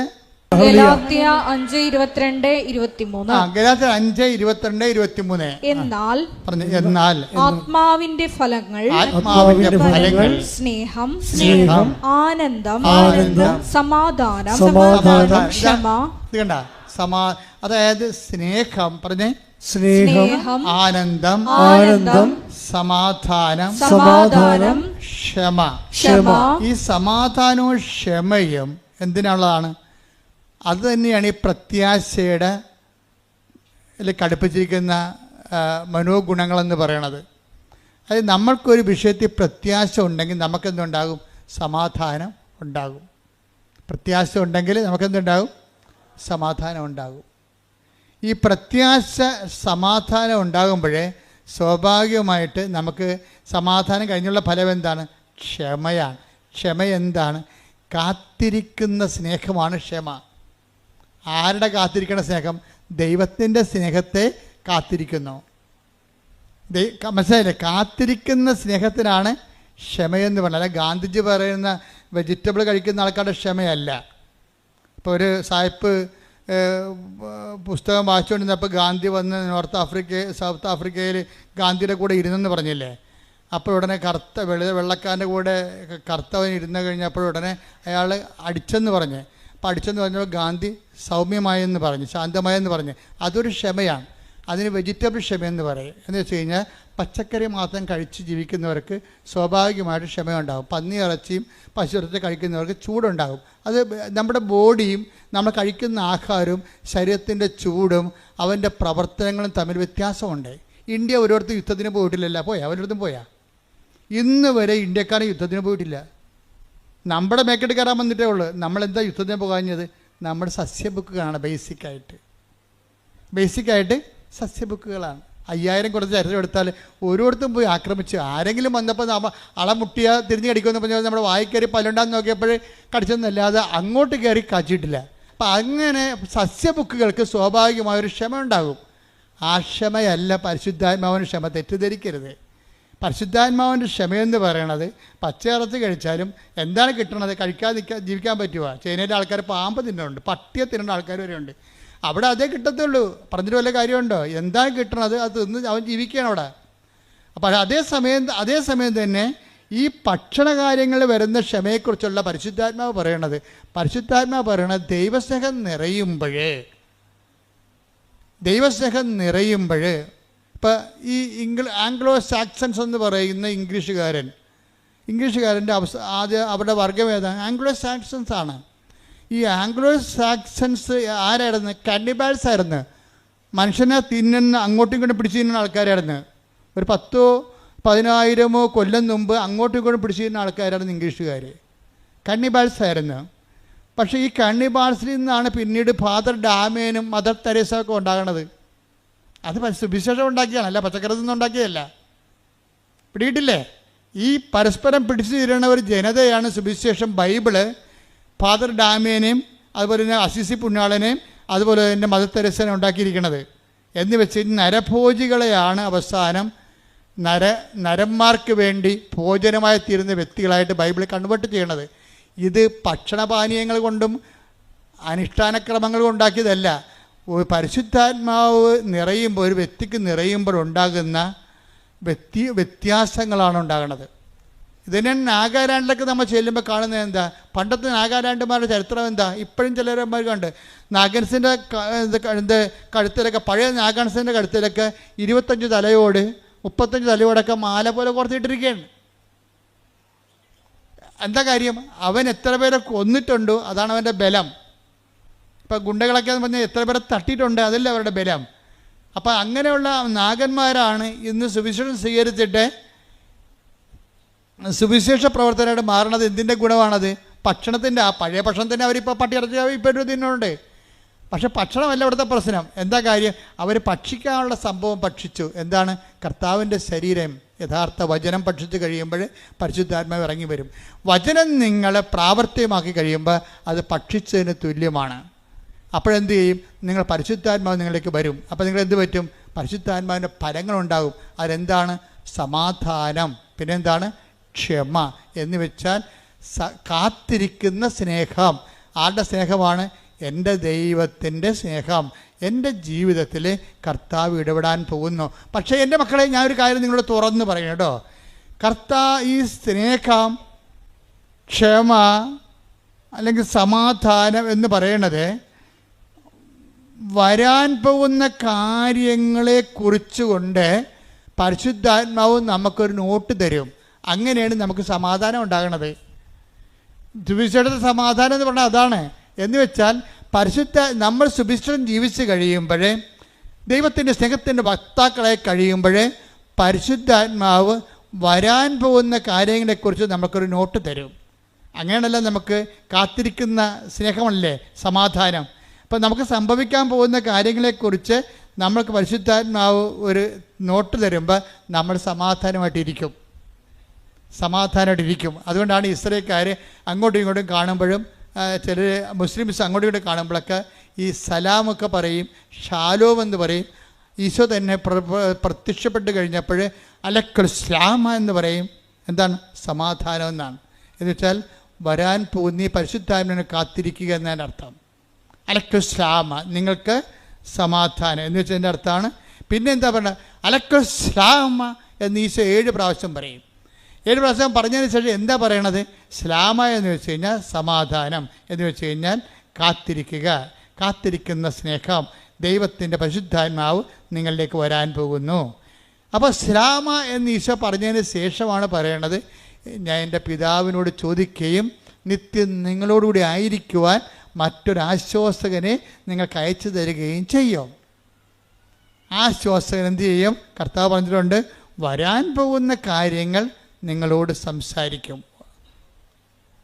Take the word of God. യോഹന്നാൻ 16:14. അവൻ സ്വമേധയാ ആയിരിക്കില്ല സംസാരിക്കുന്നത്. പറഞ്ഞ, അവൻ സ്വമേധയാ ആയിരിക്കില്ല സംസാരിക്കുന്നത്. അവൻ കേൾക്കുന്നത് മാത്രം സംസാരിക്കും. വരാനിരിക്കുന്ന കാര്യങ്ങൾ അവൻ നിങ്ങളെ അറിയിക്കും. അവൻ എനിക്കുള്ളവയിൽ നിന്ന് സ്വീകരിച്ച്. എന്താ പ്രശ്നം വെച്ച് കഴിഞ്ഞാൽ നോക്കി, അതായത് ഒന്ന് ഏറ്റു പറഞ്ഞ, വരാനിരിക്കുന്ന കാര്യങ്ങൾ അവൻ നിങ്ങളെ അറിയിക്കും. അപ്പൊ നിങ്ങൾ ഇന്റൻഷൻ വെക്കല്ലേ? 6 കാര്യങ്ങൾ പറയാൻ പറഞ്ഞില്ലേ? അപ്പോൾ പണ്ടൊക്കെ ഞാൻ പറയാമായിരുന്നു, ഞാൻ ഇടയ്ക്ക് പറയാൻ മറന്നുപോയതാ. ഇപ്പോൾ ആൾക്കാർ 6 കാര്യത്തിന് 7 കാര്യം എഴുതി വെക്കും. അതാ പ്രശ്നം. ഒരു കോളം വിട്ടാൻ പറയുമായിരുന്നു. 6 കാര്യങ്ങൾ ഒരു കോളം ഒന്നും എഴുതരുതെന്ന് പറയുമായിരുന്നു. എന്താ കാര്യം? അത് പരിശുദ്ധാത്മാവിൻ്റെ കോളമാണ്. അവിടെ പരിശുദ്ധാത്മാവാണ് വരേണ്ടത് അവിടെ. കാര്യം പരിശുദ്ധാത്മാവ് വന്നാൽ എന്താ ഗുണമെന്ന് പറഞ്ഞാൽ, പരിശുദ്ധാത്മാവ് വന്നാൽ വരാനിരിക്കുന്ന കാര്യങ്ങൾ 16-14 വർക്കൗട്ട് ചെയ്യും. എന്താ പറഞ്ഞത്? വരാനിരിക്കുന്ന കാര്യങ്ങൾ. യോഹന്നാൻ 16:14 എന്താണത്? വരാനിരിക്കുന്ന കാര്യങ്ങൾ അവൻ നിങ്ങളെ അറിയിക്കും. നിങ്ങളൊന്ന് പറഞ്ഞ, വരാനിരിക്കുന്ന കാര്യങ്ങൾ അവൻ നിങ്ങളെ അറിയിക്കും. അപ്പോൾ വരാനിരിക്കുന്ന കാര്യങ്ങൾ എന്ന് പറയുമ്പോഴേ ഇപ്പം നമ്മൾ റെയിൽവേ സ്റ്റേഷനിലൊക്കെ നിൽക്കുമ്പോഴുണ്ടല്ലോ, ഇപ്പോൾ ചിലർ പറയും വണ്ടി താമസമാണ്, വണ്ടി ഇല്ല ഇന്ന് എന്നൊക്കെ പറയുമ്പോൾ ഈ ആൾക്കാർ അവിടെ നിൽക്കുമ്പോൾ ഈ കമ്പ്യൂട്ടറൊക്കെ നോക്കാൻ അറിയാൻ പാടില്ലാത്തവരാണെങ്കിൽ നമ്മൾ പ്രാന്ത് പിടിപ്പിക്കും. എന്താ കാര്യം? ഇന്ന് വണ്ടി ഇല്ലെന്നാണ് തോന്നുന്നത്, ആ വണ്ടി ഇല്ലെന്ന് തോന്നണം. അപ്പോഴാണ് കുറച്ച് കഴിയുമ്പോഴാണ് നമ്മൾ ആ കമ്പ്യൂട്ടറെ ആ വണ്ടിയുടെ നമ്പർ കുത്തി കഴിയുമ്പോഴാണ് ആ വണ്ടി നമുക്ക് ആലപ്പുഴ പോകേണ്ടതാണ്. ഇപ്പം നമ്മൾ തൃശ്ശൂർ നിൽക്കുകയാണ്, ആ വണ്ടി തൃശ്ശൂരിന് വടക്കാഞ്ചേരി എത്തിയെന്ന് കാണിക്കും അവിടെ. അപ്പോൾ വരാനിരിക്കുന്ന കാര്യങ്ങൾ അറിയുമ്പോൾ നമുക്ക് സമാധാനം കിട്ടത്തില്ലേ? ഇല്ലേ? തൃശ്ശൂർ വണ്ടി ഇല്ലെന്നൊക്കെ പറഞ്ഞപ്പോൾ പക്ഷേ വാച്ച് നോക്കി ഇനി അടുത്ത വണ്ടിക്ക് പോകണമല്ലോ, നടന്ന് പോകണ, ബസ്സിന് പോകണമെന്നൊക്കെ ചോദിച്ചാൽ നമുക്ക് സമാധാനം പോയിരിക്കുകയല്ലേ? അപ്പോഴാണ് കമ്പ്യൂട്ടറിൽ നമ്മൾ വണ്ടിയുടെ നമ്പർ അടിക്കണത്. അപ്പോൾ എന്താ പറയും? വടക്കാഞ്ചേരി എന്ന് കാണിക്കും. അപ്പോൾ തൃശ്ശൂർ നിൽക്കുന്ന പാർട്ടി കുഴപ്പമില്ല, ഇനിയിപ്പോൾ അരമണിക്കൂറിൽ വണ്ടി ഇവിടെ വരും. വരാതിരിക്കുമ്പോൾ അപ്പോൾ നമുക്ക് എന്താ സംഭവിച്ചത്? നമുക്ക് സമാധാനം കിട്ടി. അതാണ് ഈ പറയണത്. അപ്പം സമാധാനവും പരിശുദ്ധാത്മാവും തമ്മിൽ ബന്ധമുണ്ട്. എങ്ങനെയുള്ള ബന്ധമാണ്? വരാൻ പോകുന്ന കാര്യങ്ങൾ അവൻ നിങ്ങളെ അറിയിക്കും. ഇപ്പം ക്ഷമയെന്ന് പറഞ്ഞാൽ എന്താണ്? കാത്തിരിക്കുന്ന സ്നേഹം. ഇപ്പം ക്ഷമയും സമാധാനവും ഒരു സംഭവം തന്നെയാണ്. രണ്ട് അനുഭവങ്ങളാണ്. എന്ന് വെച്ച് കഴിഞ്ഞാൽ ഒന്നിൻ്റെ അകത്ത് ഈ സമാധാനം കാത്തിരിക്കുന്ന സ്നേഹമാണ് സമാധാനമെങ്കിൽ ആ കാത്തിരിക്കാൻ വരുമ്പോൾ മനുഷ്യന് വരുന്നതാണ് ക്ഷമക്കെടും. ക്ഷമക്കെടെന്ന് പറഞ്ഞതില്ലേ, ക്ഷമക്കൊരു കുഴപ്പമുള്ളത് പെട്ടെന്ന് ഈ സാധനം കാറ്റ് വരുമ്പോൾ കെട്ടുപോകും. വിളക്കിന് പിടിക്കണ പോലെ വിളക്ക് കത്തിച്ചാൽ നമ്മൾ എന്ത് ചെയ്യും? കാറ്റുണ്ടെങ്കിൽ കൈ പിടിക്കും ഇല്ലേ? ഈ കൈ പിടിക്കുന്ന പരിപാടിക്കാണ് ക്ഷമ, സഹിക്കുന്ന സ്നേഹമെന്ന് പറയണത്. ക്ഷമയെന്ന് പറഞ്ഞാൽ എന്താണ്? സഹിക്കുന്ന സ്നേഹമാണ്. കാത്തിരിക്കുന്ന സ്നേഹം തന്നെയാണ്, പക്ഷേ അതിൻ്റെ അകത്ത് കാത്തിരിക്കുന്ന സ്നേഹം സമാധാനമാണ്, സഹിക്കുന്ന സ്നേഹം ക്ഷമയാണ്. അപ്പോൾ ഈ കാത്തിരിക്കുന്ന സ്നേഹത്തിന് ചില സമയത്ത് ഇത്തിരി നീട്ടം കൂടിപ്പോയി കഴിഞ്ഞാൽ നമുക്കൊരു ക്ഷമകേട് വരും. ആ ക്ഷമകേട് വരാൻ വേണ്ടി എന്തു ചെയ്യും? നമ്മൾ ക്രിസ്തുവിൻ്റെ നാമത്തിലേക്ക് നമ്മുടെ ക്ഷമകേട് നമ്മൾ അക്കൗണ്ട് ചെയ്യും. കർത്താവേ, നിൻ്റെ നാമത്തിൽ ഞാനിവിടെ ഇരുന്നൊരു കൊന്തയില്ലോ, നല്ല കാര്യം, ഇനി കൊന്തയില്ല, ഒരു സമയം കിട്ടിയല്ലോ, നന്ദി. കണ്ട ക്ഷമ വരെ കണ്ടില്ലേ? അല്ലെങ്കിൽ നമ്മൾ വാച്ച് നോക്കിയിരിക്കും. അല്ലെന്നുണ്ടെങ്കിൽ നമുക്ക് ക്ഷമയുള്ളവരാണെങ്കിൽ, കർത്താവിൻ്റെ ക്ഷമ പരിശുദ്ധാവിൻ്റെ ഫലമുള്ളവരാണെങ്കിൽ നമ്മൾ അവിടെ നിന്നുകൊണ്ട് ജപമാല ചെല്ലും. നമ്മളെന്ത് ചെയ്യും?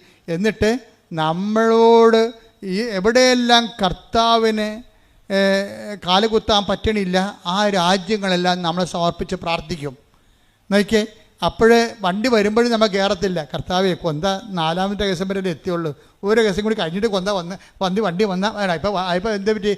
ആളെൻ്റെ മാറ്റം കണ്ട.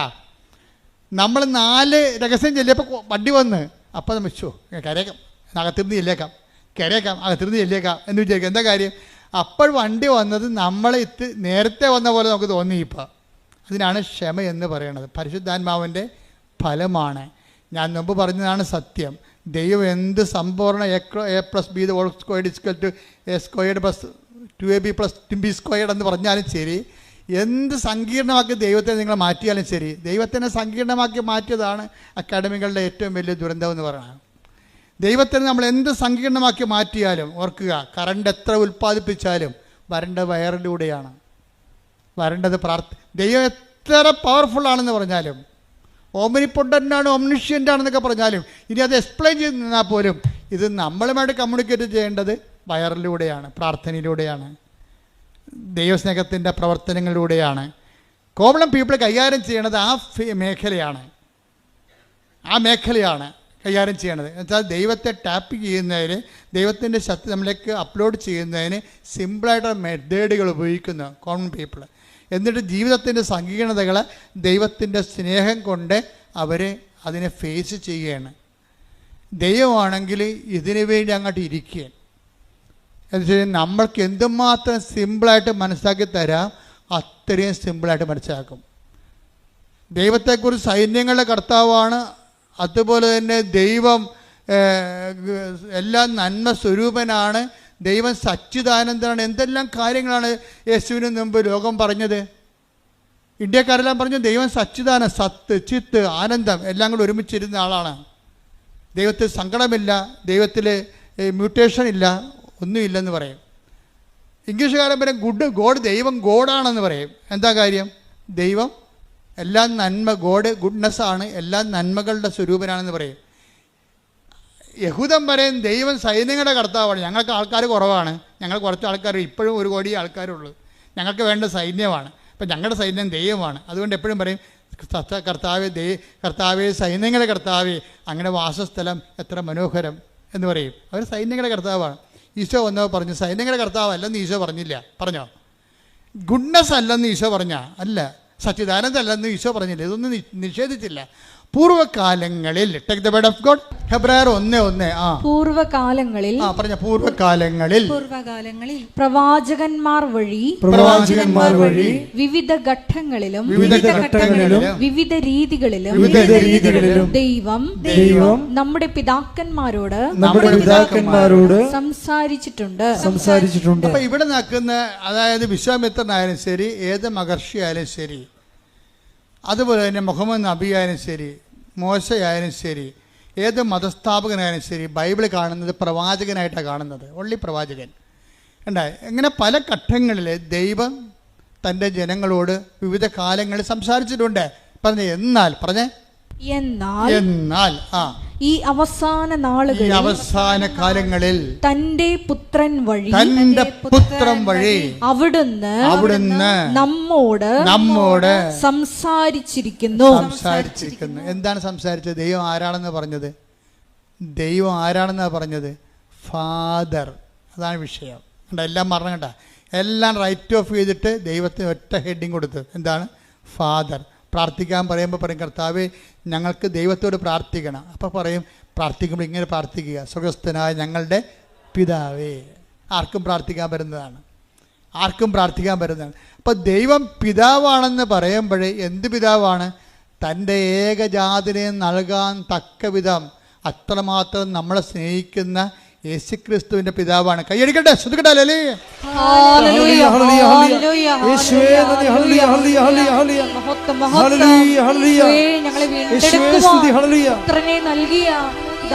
ദൈവത്തിന്റെ സ്നേഹത്തിന് പരമദിവ്യകാരുണ്യത്തിന് ആരാധനയും സ്തുതിയും പുകഴ്ചയും ഉണ്ടായിരിക്കട്ടെ. പിതാവും മക്കളും തമ്മിലുള്ള ഒരു സ്നേഹമായിട്ടാണ് ഈശോ മതത്തെ മാറ്റിയത്. നമ്മുടെ ബന്ധം, മതമെന്ന് പറയുന്നത് എന്താണ്? റിലേഷൻ, ബന്ധം. മതമൊന്നും വിളിക്കേണ്ട കാര്യമില്ല, റിലേഷൻ. നമ്മൾ തമ്മിലുള്ള ദൈവമായിട്ടുള്ള റിലേഷനെ ദൈവം എങ്ങനെയാണ് മാറ്റിയിരിക്കുന്നത്? പിതാവും മക്കളും തമ്മിലുള്ള ബന്ധമായിട്ട് മാറ്റി. ആ ബന്ധമാണ് റിലേഷൻ. അതാണ് മതമെന്ന് പറയുന്നത്. അപ്പോൾ ഈ ബന്ധമെന്ന് പറയുമ്പോൾ ആ ബന്ധത്തിൽ എന്താണ്? ആ ബന്ധത്തിൽ ഉരുത്തിരിഞ്ഞതാണ് ക്ഷമ. എന്താണ്? സഹിക്കുന്ന സ്നേഹം. പിന്നെ എന്താണ്? സമാധാനം, കാത്തിരിക്കുന്ന സ്നേഹം. കാത്തിരിപ്പിന് ഇത്തിരി ദൈർഘ്യം കൂടിക്കഴിഞ്ഞാൽ നമ്മൾക്ക് പിതാവിനുള്ള സ്നേഹം വെച്ചുകൊണ്ട് ആ കാത്തിരിപ്പിൻ്റെ ഒരു വിരസത നമ്മൾ അഡ്ജസ്റ്റ് ചെയ്യും. എന്താണ്? ക്ഷമ. ഇതെല്ലാം എന്താണ്? ക്ഷമയും സമാധാനം എന്തിൻ്റെതാണ്? പരിശുദ്ധാത്മാവിൻ്റെ ഫലങ്ങളാണ്. ഇതാണ് പരിശുദ്ധാത്മാവിനെ നമ്മുടെ ആധ്യാത്മിക ജീവിതത്തിലെ മാറ്റി നിർത്തിക്കൊണ്ട് ദൈവാനുഭവം സാധ്യമല്ലാത്തത്. എല്ലാ ഘട്ടങ്ങളിലും പരിശുദ്ധാത്മാവ് വേണം. അതുകൊണ്ട് തന്നെ നിങ്ങൾ ഉടമ്പടിയിൽ എഴുതുമ്പോൾ ഒന്നാം ഘട്ടം അല്ലെങ്കിൽ അവസാന ഘട്ടത്തിൽ എൻ്റെ ഒരു നിയോഗം എന്താണ്? പരിശുദ്ധാത്മാവെന്ന് എഴുതണം. എന്താ കാര്യം? പരിശുദ്ധാത്മാവിനെ നമ്മൾക്ക് ലഭിക്കാൻ, നമ്മൾക്ക് പണം കൊടുക്കാൻ, അതിന് ജീവൻ കൊടുക്കാൻ മതിയാകാത്തത് കാരണം അതിനു വേണ്ടിയാണ് ഈശോ വില കൊടുത്തിരിക്കുന്നത്. നമ്മളെപ്പോഴും പറയും പാപത്തിന് പരിഹാരമായിട്ടാണെന്ന്. അന്നത്തെ മനുഷ്യന്, ക്രിസ്തുവിന് മുമ്പുള്ള മനുഷ്യന്, യെശയ്യായ്ക്കൊക്കെ അത്രയുമേ വെളിപാട് അവർക്ക് അനുവദിച്ചുള്ളൂ. അവർക്ക് കിട്ടിയ അനുവദിച്ച് കിട്ടിയ വെളിപാട് അവർ പറഞ്ഞിട്ടുണ്ട്. പക്ഷേ ബാക്കിയുള്ളവർക്ക്, ക്രിസ്തുവിന് ശേഷം വന്നവർക്ക് കൂടുതൽ വെളിപാട് കിട്ടി. അതാണ് പരിശുദ്ധാത്മാവ് അവർ കൂടി സംസാരിക്കണത്. പക്ഷെ ഇത് ആദ്യം സംസാരിച്ച ആരോടാണ്? അമ്മയോടാണ് സംസാരിച്ചത്. പരിശുദ്ധാത്മാവെന്ന് പറയുന്ന ആദ്യ വാക്ക് ദൈവം സംസാരിക്കണ ആരോടാണ്? വെളിപാട് കൊടുക്കുന്ന ആർക്കാണ്? ഇതെങ്ങനെ സംഭവിക്കുമെന്ന് ചോദിക്കുമ്പോൾ എന്ത് പറയും? പരിശുദ്ധാത്മാവ് വേണ്ട, രംഗപ്രവേശനം ചെയ്യണം. കണ്ട, ആരോടാണ്? ഫസ്റ്റ് കൈനീട്ടം പോലെ പരിശുദ്ധാത്മാവിനെ കൊടുക്കുന്ന ആർക്കാണ്? പരിശുദ്ധാത്മാവ് നിന്റെ മേൽ വരും എന്ന് പറഞ്ഞേ. പരിശുദ്ധാത്മാവ് നിന്റെ മേൽ വരും. തന്നിമിത്തം നിന്നിൽ നിന്ന് ഉത്ഭവിക്കുന്നവൻ അത്യുന്നതൻ ദൈവപുത്രനെന്ന് വിളിക്കപ്പെടും. അപ്പൊ പരിശുദ്ധാത്മാവ് നിന്റെ മേൽ വരുമെന്ന് പറയണ ആ സെക്കൻഡില് തന്നെ എന്ത് സംഭവിക്കും? മറിയത്തിലെ സംശയമില്ലാതെ വിശ്വസിക്കും മറിയം. അവിടെയാണ് വിഷയം. മറിയം അമലോത്ഭവയാണെന്ന് പറയാൻ കാരണം ഈ പാപത്തിൻ്റെ ലാഞ്ചനകളോ പാപത്തിൻ്റെ പ്രകൃതിയോ പാപത്തിൻ്റെ ശീലങ്ങളോ ഉണ്ടെങ്കിൽ അതിൻ്റെ കൂടെ വരുന്നതാണ് സംശയം. അതാണ് വിഷയം. അപ്പം അതുകൊണ്ടാണ് ഉടമ്പടിയിൽ 2 ആഴ്ച ഒരിക്കൽ കുമ്പസാരിക്കണമെന്നും കുമ്പസാരിക്കാൻ പറ്റാത്ത അതിനുള്ള സംവിധാനം ഇല്ലാത്ത ആൾക്കാർ വിശുദ്ധിയോടെ ജീവിക്കണമെന്ന് പറഞ്ഞതിൻ്റെ കാരണം അതാണ്. എന്താ കാരണം വെച്ച് കഴിഞ്ഞാൽ ദൈവസ്നേഹത്തിൻ്റെ കൂടെ തന്നെയാണ് ഇതുപോലെ നമ്മൾക്ക് ദൈവത്തോടുള്ള ഒരു നിഷ്കളങ്കമായ സ്നേഹമില്ലെങ്കിൽ, അതായത് ദൈവത്തോടെ സ്നേഹമെന്ന് പറയുമ്പോഴേ തൻ്റെ നിഷ്കളങ്കമായിരിക്കണം. അത് വേറെ ഉദ്ദേശം വെച്ചുള്ള സ്നേഹമായിരിക്കരുത്. എഫെസ്യസ് 1:4 എടുത്ത് തന്റെ മുമ്പാകെ, എഫെസ്യസ് 1:4 തന്റെ മുമ്പാകെ സ്നേഹത്തിൽ പരിശുദ്ധരും. സംഭവം ഉണ്ടായി. തന്റെ മുമ്പാകെ സ്നേഹത്തിൽ പരിശുദ്ധരും. അതിൻ്റെ വേറെ ഉദ്ദേശമൊന്നും ഇല്ലാത്ത സ്നേഹമാണ്. അതാണ് പരിശുദ്ധ സ്നേഹം എന്ന് പറയണത്. സ്നേഹം പലതും അളട്രേറ്റഡ് സ്നേഹമുണ്ട്, വേറെ എന്ത് കലർപ്പുള്ള സ്നേഹമുണ്ട്. ഇതങ്ങനല്ല, തൻ്റെ മുമ്പാകെ സ്നേഹത്തിൽ പരിശുദ്ധരും നിഷ്കളങ്കരുമായിരിക്കാൻ ലോകസ്ഥാപനത്തിന് മുമ്പ് തന്നെ അവിടുന്ന് നമ്മെ ക്രിസ്തുവിൽ തിരഞ്ഞെടുത്തു. എന്റെ ദൈവപൈതലേ, നീ ഇന്ന് ക്രിസ്തുവിനെ കുറിച്ച് കേൾക്കുന്നുണ്ടെങ്കിൽ അനാദികാലം മുതലേ ദൈവം നിന്നെ ക്രിസ്തുവിനെ കേൾക്കാൻ ദൈവത്തിൻ്റെ മകനും മകളുമായി തിരഞ്ഞെടുത്തതിൻ്റെ ഏറ്റവും വർത്തമാനകാല രൂപമാണ് നിന്റെ ഇവിടെയുള്ള ഇരിപ്പും കേൾവിയും. കൈയടിക്കട്ടെ,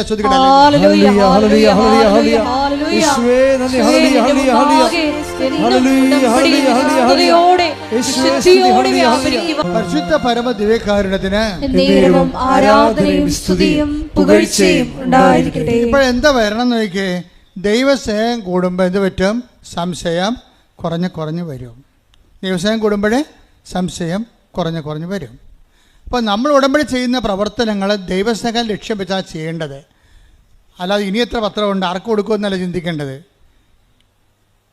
ഇനി എത്ര പത്രമുണ്ട് ആർക്ക് കൊടുക്കുന്നത്? അവർ വല്ലതും പറയുക, പത്രം കൊടുക്കുമ്പോൾ അവർ വല്ലതും പറയട്ടെ, നമ്മുടെ തന്തക്ക് തന്നെ വിളിക്കട്ടെ.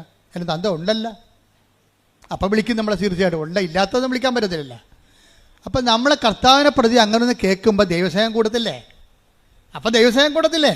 അപ്പോൾ നമുക്ക് സന്തോഷം തോന്നില്ലേ? എന്താണ് എൻ്റെ സ്നേഹം കൂടി, കർത്താവിന് വേണ്ടി ഞാൻ അത്രയും സഹിച്ചു. അപ്പോൾ എന്ത് രസമാണ്. അപ്പോൾ അതുകൊണ്ട് ഈ ദൈവസ്നേഹം കൂടുന്നതനുസരിച്ച് എന്ത് പറ്റുമെന്നറിയാമോ? അതായത് സംശയം കുറയുകയും ചെയ്യും. ഈ സംശയം കുറയണമെങ്കിൽ എന്ന് മാതാവിന് എന്താ സംശയമില്ലാഞ്ഞത്? അവർക്ക് പാപമില്ലാഞ്ഞ കൊണ്ടാണ്. മാതാവ് സംശയമില്ലാത്തതിൻ്റെ പറഞ്ഞ കാര്യമുണ്ട്. നമ്മുടെ വിശുദ്ധിയും ദൈവസ്നേഹവും നമ്മുടെ സംശയവും തമ്മിൽ കണക്റ്റഡ് ആണ്. ശരിക്കും നമ്മുടെ കിഡ്നി ഹാർട്ട് നമ്മൾ കണക്ട് ചെയ്തിരിക്കണമല്ലേ. കിഡ്നിക്ക് എന്തെങ്കിലും പ്രശ്നം ഉണ്ടായാൽ ഇന്നല്ലെങ്കിൽ നാളെ ഹാർട്ടിന് പ്രശ്നം ഉണ്ടാവും. അത് തന്നെ കാര്യം. അതങ്ങോട്ടും ഇങ്ങോട്ടും പ്രഷർ ബേസ്ഡ് അടിച്ചിരിക്കുക. കിഡ്നിയും ഹാർട്ടും പ്രഷറിൻ്റെ ഒരു അത് കൂടുകയോ കുറയുകയോ ചെയ്യുന്നതിൽ ഇവരെ ഈ രണ്ട് ഫാക്കൽറ്റിനും ബാധിക്കും എന്ന് പറഞ്ഞപ്പോൾ തന്നെയാണ് ദൈവസ്നേഹത്തിൻ്റെ പ്രശ്നം. ദൈവസ്നേഹം കൂടുകയാണെങ്കിൽ സംശയം കുറയും. സംശയം കുറയുകയാണെങ്കിൽ എന്ത് പറ്റും? വിശ്വാസം കൂടി വരും. ഇതെല്ലാം ഇൻ്റർകണക്റ്റഡ് ആണ്.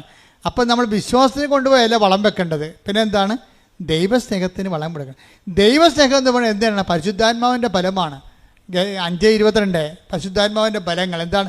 സ്നേഹം, ക്ഷമ, സമാധാനം, അങ്ങനെ പോകുന്നത്. അപ്പം പരിശുദ്ധാത്മാവിൻ്റെ ഫലങ്ങളാണ്. ഇപ്പോഴെന്താണ് ഇപ്പം മാതാവിനോട് പറയുമ്പോൾ അതായത് ഇതെങ്ങനെ സംഭവിക്കുമെന്ന് പറയുമ്പോഴേ അതിനല്ലേ ആ വല്യപ്പനും ചോദിച്ചത്. ആര്? യോഹന്നാൻ്റെ അപ്പൻ. അങ്ങനെ പേരെന്നാ? സക്കറിയ. സക്കറിയ ചോദിച്ചത് എന്താണ്?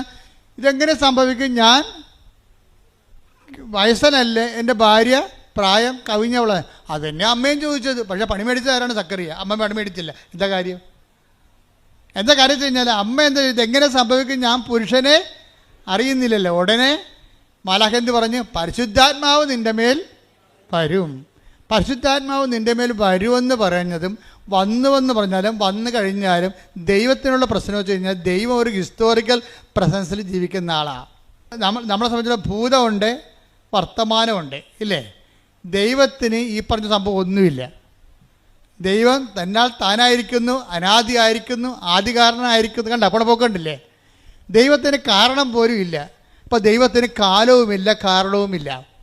ദൈവത്തിന് കാരണവുമില്ല, കാലവുമില്ലാത്ത കാരണം ദൈവം ഒരു കാലത്തിൽ പറഞ്ഞാൽ അതിനെല്ലാം എവർ പ്രസൻ്റാണ്. ഹിസ്റ്റോറിക്കൽ പ്രസൻസ് എന്ന് പറയും. ഹിസ്റ്റോറിക്കൽ പ്രസൻറ്റ് അതായത് ചരിത്രപരമായ വർത്തമാനം. ദൈവം വരുമെന്ന് പറഞ്ഞാൽ എൻ്റെ അർത്ഥം വന്നുവെന്ന് എൻ്റെ അർത്ഥം. മനസ്സിലായില്ലേ? വരുമെന്ന് പറഞ്ഞാൽ ദൈവത്തിന് അങ്ങനെ പറയാൻ പറ്റത്തില്ലല്ലോ. വരുമെന്ന് ദൈവം പറഞ്ഞാൽ ദൈവത്തിനെ സംബന്ധിച്ചിടത്തോളം അത് വന്നതിന് തുല്യമാണ്. കാര്യം ഹീസ് ഇൻ ഹിസ്റ്റോറിക്കൽ പ്രസൻസ്. ഇതുപോലെ തന്നെ അമ്മ എന്ത് ചെയ്ത്? പരിശുദ്ധാത്മാവ് നിൻ്റെ മേൽ വരുമെന്ന് പറഞ്ഞ ആ ടൈമിൻ്റെ ആ ഇപ്സഫാത്തോ ആ ബൈ ടൈം ആ സെറ്റ് ടൈമിൽ തന്നെ ശരിക്കും പരിശുദ്ധാത്മാവിൽ അമ്മ നിറഞ്ഞു. പരിശുദ്ധാത്മാവിൽ അമ്മ നിറഞ്ഞപ്പോൾ എന്താ അമ്മ പറഞ്ഞത്? ഇതാ കർത്താവിൻ്റെ ദാസി. കണ്ട ഉണപ്പൊക്കണ്ട. അതായത് എന്തുമാത്രം പാപം കുറഞ്ഞിരിക്കുന്നുവോ അത്രയും വെളിപാടുകളെ സ്വീകരിക്കാനും സംശയം കുറയാനും കൃപയും നിറയാനും ഇടയാകും. അപ്പം നമ്മൾ കൃപാസനം പാപത്തെ ഇങ്ങനെ പരിശുദ്ധാത്മ കിട്ടാനുള്ള ഇടപാടായിട്ട് ഇങ്ങനെ എണ്ണി പെറുക്കി അങ്ങനെ ഞാൻ പ്രസംഗിക്കാറില്ല. ഇത് ഉടമ്പടിയുമായിട്ട് ബന്ധപ്പെട്ട് ആധ്യാത്മിക ജീവിതം പരിപോഷിപ്പിക്കുന്നതിൻ്റെ ആവശ്യത്തിലേക്കായിട്ട് ഞാൻ ദൈവസ്നേഹത്തിന് പ്രാധാന്യം കൊടുത്താണ് സംസാരിക്കണത്. ദൈവസ്നേഹത്തിന് പ്രാധാന്യം കൊടുത്ത് സംസാരിക്കുമ്പോൾ പരിശുദ്ധാത്മാവിൻ്റെ ഒന്നാമത്തെ ബലം സ്നേഹമാണ്. ദൈവസ്നേഹത്തെ പരിശുദ്ധാത്മാവിൻ്റെ ഫലമായിട്ട് അവതരിപ്പിക്കുമ്പോൾ സ്വാഭാവികമായിട്ടും പരിശുദ്ധാത്മാവിന് പ്രാധാന്യമുള്ളത് കാരണം എന്ത് പറ്റും? പാപം. അതാണ് ഇതെങ്ങനെ സംഭവിക്കും, ഞാൻ പുരുഷനെ അറിയുന്നില്ലെന്ന് പറയുമ്പോൾ അമ്മയ്ക്ക് പെട്ടെന്ന് മനസ്സിലാകും എന്താണ് പരിശുദ്ധാത്മാവ് നിൻ്റെ മേൽ വരുമെന്ന് പറയാം അല്ലേ. പരിശുദ്ധാത്മാവ് നിൻ്റെ മേൽ വരുമെന്ന് പറയുമ്പോൾ അമ്മയെ സംബന്ധിച്ചിടത്തോളം ഒരു കൺഫ്യൂഷനുമില്ല. അമ്മയ്ക്ക് പരിശുദ്ധാത്മാവ് ജ്ഞാനം കൊടുത്തിട്ട് പറയും, മേരി ഇന്ന് വരെ പറഞ്ഞതെല്ലാം കർത്താവിൻ്റെ ആത്മാവ് ദൈവത്തിൻ്റെ ആത്മാവെന്ന് നിന്നോടാണ് ആദ്യമായിട്ട് ഈ വെളിപാട് പറയണത്. പരിശുദ്ധാത്മാവിന് പരിശുദ്ധാത്മാവെന്നുള്ള പേരുള്ളത് ഇപ്പോഴാണ്. പണ്ട് ആദി ദൈവം ആകാശം ഭൂമിയിൽ സൃഷ്ടിച്ചു, ഭൂമി രൂപരഹിതമായിരുന്നു, ആഴത്തിന് മീതെ അന്ധകാരം വ്യാപിച്ചിരുന്നു, അന്ധകാരത്തിന് ജലപ്പരപ്പിലൂടെ ദൈവത്തിൻ്റെ ആത്മാവ്. പരിശുദ്ധാത്മാവല്ലേ? ആണ്. പക്ഷെ അവിടെ വിളിക്കണത് എന്താണ്? ദൈവത്തിൻ്റെ ആത്മാവ്. എസെക്കിയേൽ 37 വിളിക്കണത് എന്താണ്? കർത്താവിൻ്റെ ആത്മാവിനെ മരുഭൂമിയിൽ കൂട്ടിക്കൊണ്ടുപോയി, മനുഷ്യപുത്ര നീ എന്ത് കാണുന്നു? ഞാൻ പറഞ്ഞു, അസ്ഥികൂടങ്ങൾ. അവൻ ജീവിക്കുമോ? കർത്താവെ അങ്ങേക്കറിയാം. അവിടെ എന്താണ്? കർത്താവിൻ്റെ ആത്മാവാണ്. അപ്പോൾ ദൈവത്തിൻ്റെ ആത്മാവ്, കർത്താവിൻ്റെ ആത്മാവ്. മറിയത്തോട് പറയുമ്പോഴാരും പരിശുദ്ധാത്മാവെന്ന് പറയും. പരിശുദ്ധാത്മാവ് എന്താ കാര്യം? അടി തുടങ്ങാൻ പോകണമെന്നതിൻ്റെ അർത്ഥം ആർക്കാ മനസ്സിലാകാത്തത്? മനസ്സിലാകുന്നതിന് ശരിക്കും മനസ്സിലായിട്ടുണ്ട്. അടി തുടങ്ങാൻ പോകണം. എന്താണ്? നിനക്ക് സ്ത്രീക്കും തമ്മിലും നിൻ്റെ സന്തതിക്കും സ്ത്രീയുടെ സന്തതിക്കും തമ്മിലും ഞാൻ ശത്രുത ഉളവാക്കും. അശുദ്ധാത്മാവിൻ്റെ അവതാരമായിട്ടല്ല മറ്റേ പാപരൂപം വരണത്. അപ്പോൾ പാപത്തിന് പരിഹാരം ചെയ്യാൻ ക്രിസ്തുവിനെ മനുഷ്യാവതാരത്തിലൂടെ വചനം മാംസമാകുന്ന ആ സ്വർഗീയ പ്രക്രിയയിൽ യുദ്ധം പ്രഖ്യാപിക്കുകയാണ്. നിനക്കും സ്ത്രീക്കും തമ്മിൽ ഉൽപ്പത്തി 3:15 വർക്കൗട്ട് ചെയ്യും. എന്താ കാര്യം? ഇനി അശുദ്ധാത്മാവിനെ മുൻനിർത്തിക്കൊണ്ടാണ് പരിശുദ്ധാത്മാവെന്ന് പറയണത്. അശുദ്ധാത്മാവുണ്ട്, അതുമായിട്ടാണ് ഇനി യുദ്ധം വരാൻ പോണത്. അതിനെ മറിയത്തെ തന്നെ എക്വിപ്പ് ചെയ്യുകയാണ്. മറിയത്തിലൂടെ ജനിക്കുന്നവനാണ് അവൻ്റെ തലയെ തകർക്കാൻ പോണത്.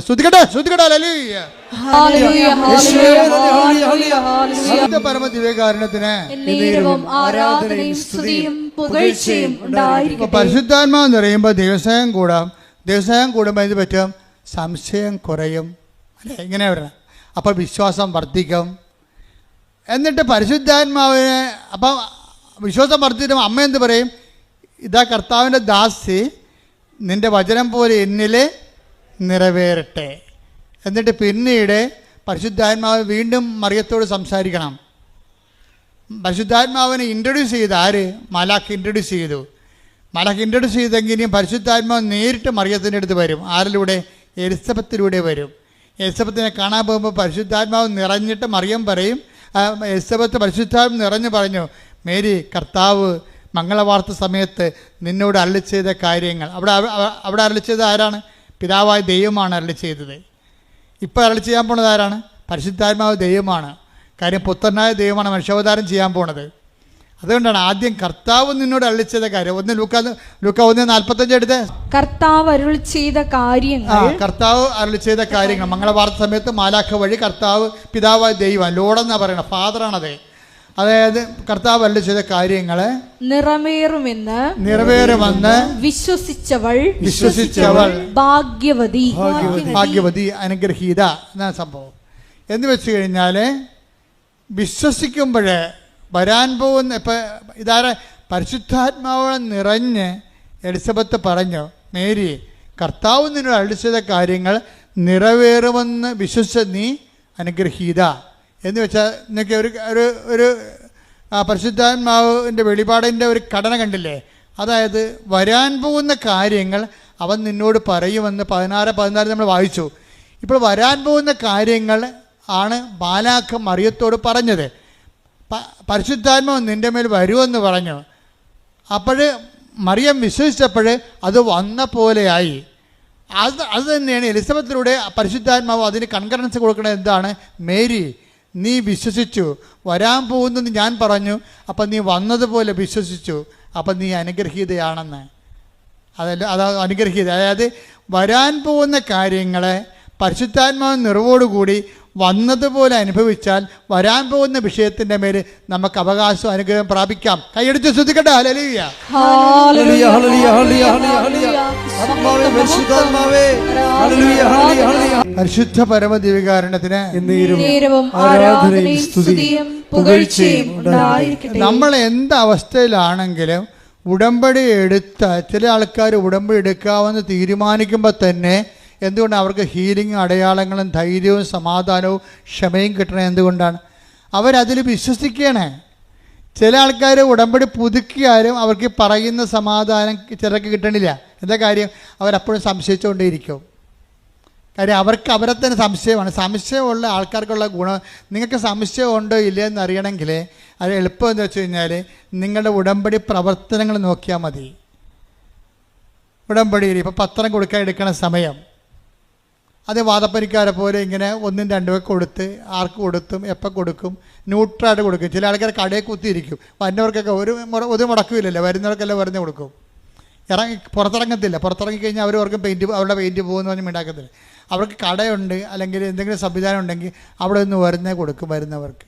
ഇത് കൊണ്ടേ വായിക്ക് എന്ന് പറയാം. അപ്പം അവർക്ക് ഏതായാലും അത് ചെയ്യാതിരിക്കാൻ പറ്റത്തില്ല. എന്നാൽ എങ്ങനെയെങ്കിലും ഒപ്പിച്ചുണ്ടാക്കണമെന്നുള്ള രീതിയിലാണ് അത് ചെയ്യണത്. അപ്പോൾ അവർക്ക് സ്നേഹമില്ല. അതുകൊണ്ട് തന്നെ അവിടെ കാര്യങ്ങൾ ലാഗ് ചെയ്യും. ആരുടെയും കുഴപ്പമില്ല, അവർ തന്നെ ഉണ്ടാക്കണതാണ്. സ്വയമായിട്ട് കുഴി കുഴിക്കണത്. കാരണം അവർക്ക് ദൈവസ്നേഹം ഉണ്ടെങ്കിൽ അപ്പോൾ ഈ ഇരിക്കുന്ന ജോമകൾ തന്നെ നോക്കിക്കേ, അവർക്ക് എന്താ, അവർ ഫുൾ ടൈമിൽ പ്രവർത്തിക്കുകയാണ്. അവർ MDH മാസ്റ്റർ ഓഫ് തിയോളജിക്ക് വേണ്ടി ആലുവ പഠിക്കുകയാണ്. പക്ഷേ എന്നിട്ട് ഇവിടുന്ന് 10 കാവി കൊണ്ടുപോയി ആലുവ റെയിൽവേ സ്റ്റേഷനിലെല്ലാം കൊടുക്കും. റെയിൽവേ സ്റ്റേഷനിലെല്ലാം കൊടുക്കും കൊണ്ട് നടന്ന്. അതെന്താ കാര്യം? ഇതിനകത്ത് നിൽക്കുന്ന ആൾക്കാരുടെ പരിപാടിയാണിത്. എന്ന് വെച്ച് കഴിഞ്ഞാൽ നമുക്ക് ദൈവസ്നേഹം ഉണ്ടെങ്കിൽ നമുക്ക് സംശയം ഉണ്ടാകത്തില്ല, നമുക്ക് ബോധ്യം ഉണ്ടാകും. ബോധ്യം ഉണ്ടാവുമെങ്കിൽ എല്ലാം കർത്താവ് വേണ്ട സമയത്ത് ക്രമീകരിക്കും. ദൈവത്തിൽ നമ്മളെ ഏൽപ്പിച്ചിരിക്കുകയാണ്. ഇനി നമ്മളെന്ത് നോക്കാനാണ്? ദൈവം നമ്മളെക്കാൾ എത്രയോ ലക്ഷക്കണക്കിന് മനുഷ്യരെ കണ്ടും അതിനേക്കാൾ ഈ ഭൂമി സൃഷ്ടിച്ച അപാരതയുടെ ഒരു ദൈവമല്ലേ. അപ്പം അങ്ങനെ നമുക്ക് അതിനെക്കുറിച്ചുള്ള ബോധം പരിശുദ്ധാത്മാവ് തന്നുകൊണ്ടിരിക്കും. പരിശുദ്ധാത്മാവിൻ്റെ കുറവുണ്ടെങ്കിൽ എങ്ങനെയാ 90 ദിവസം പിടിച്ച് നിൽക്കണം. 90 ദിവസം പിടിച്ച് നിൽക്കണം. അത് കഴിയുമ്പോൾ ഭക്തി, 90 ദിവസം പത്തി, 91 ദിവസം പത്തി. അതാണ് സംഭവം. ഉടമ്പടി വർക്ക് ചെയ്യാത്ത അതാണ്. 90 ദിവസം ഭക്തി, 91 ദിവസം പത്തി. പഴയ സ്വഭാവം പഴയ ആളായിട്ട് മാറും. ചില ആൾക്കാർ പത്തി ഒരുമിച്ച് കൊണ്ടുപോകും. അത് ഭയങ്കര മൂർഖനാണ് മാതാവേ. അപ്പോൾ ഇതെല്ലാം കറക്റ്റ് ചെയ്യണം. നിങ്ങൾ വിശ്വസിക്കുന്നുണ്ടോ, നിങ്ങൾ സ്നേഹിക്കുന്നുണ്ടോ എന്ന് ദൈവത്തിന് നിങ്ങൾ ബോധ്യപ്പെടുത്തി കൊടുക്കണം.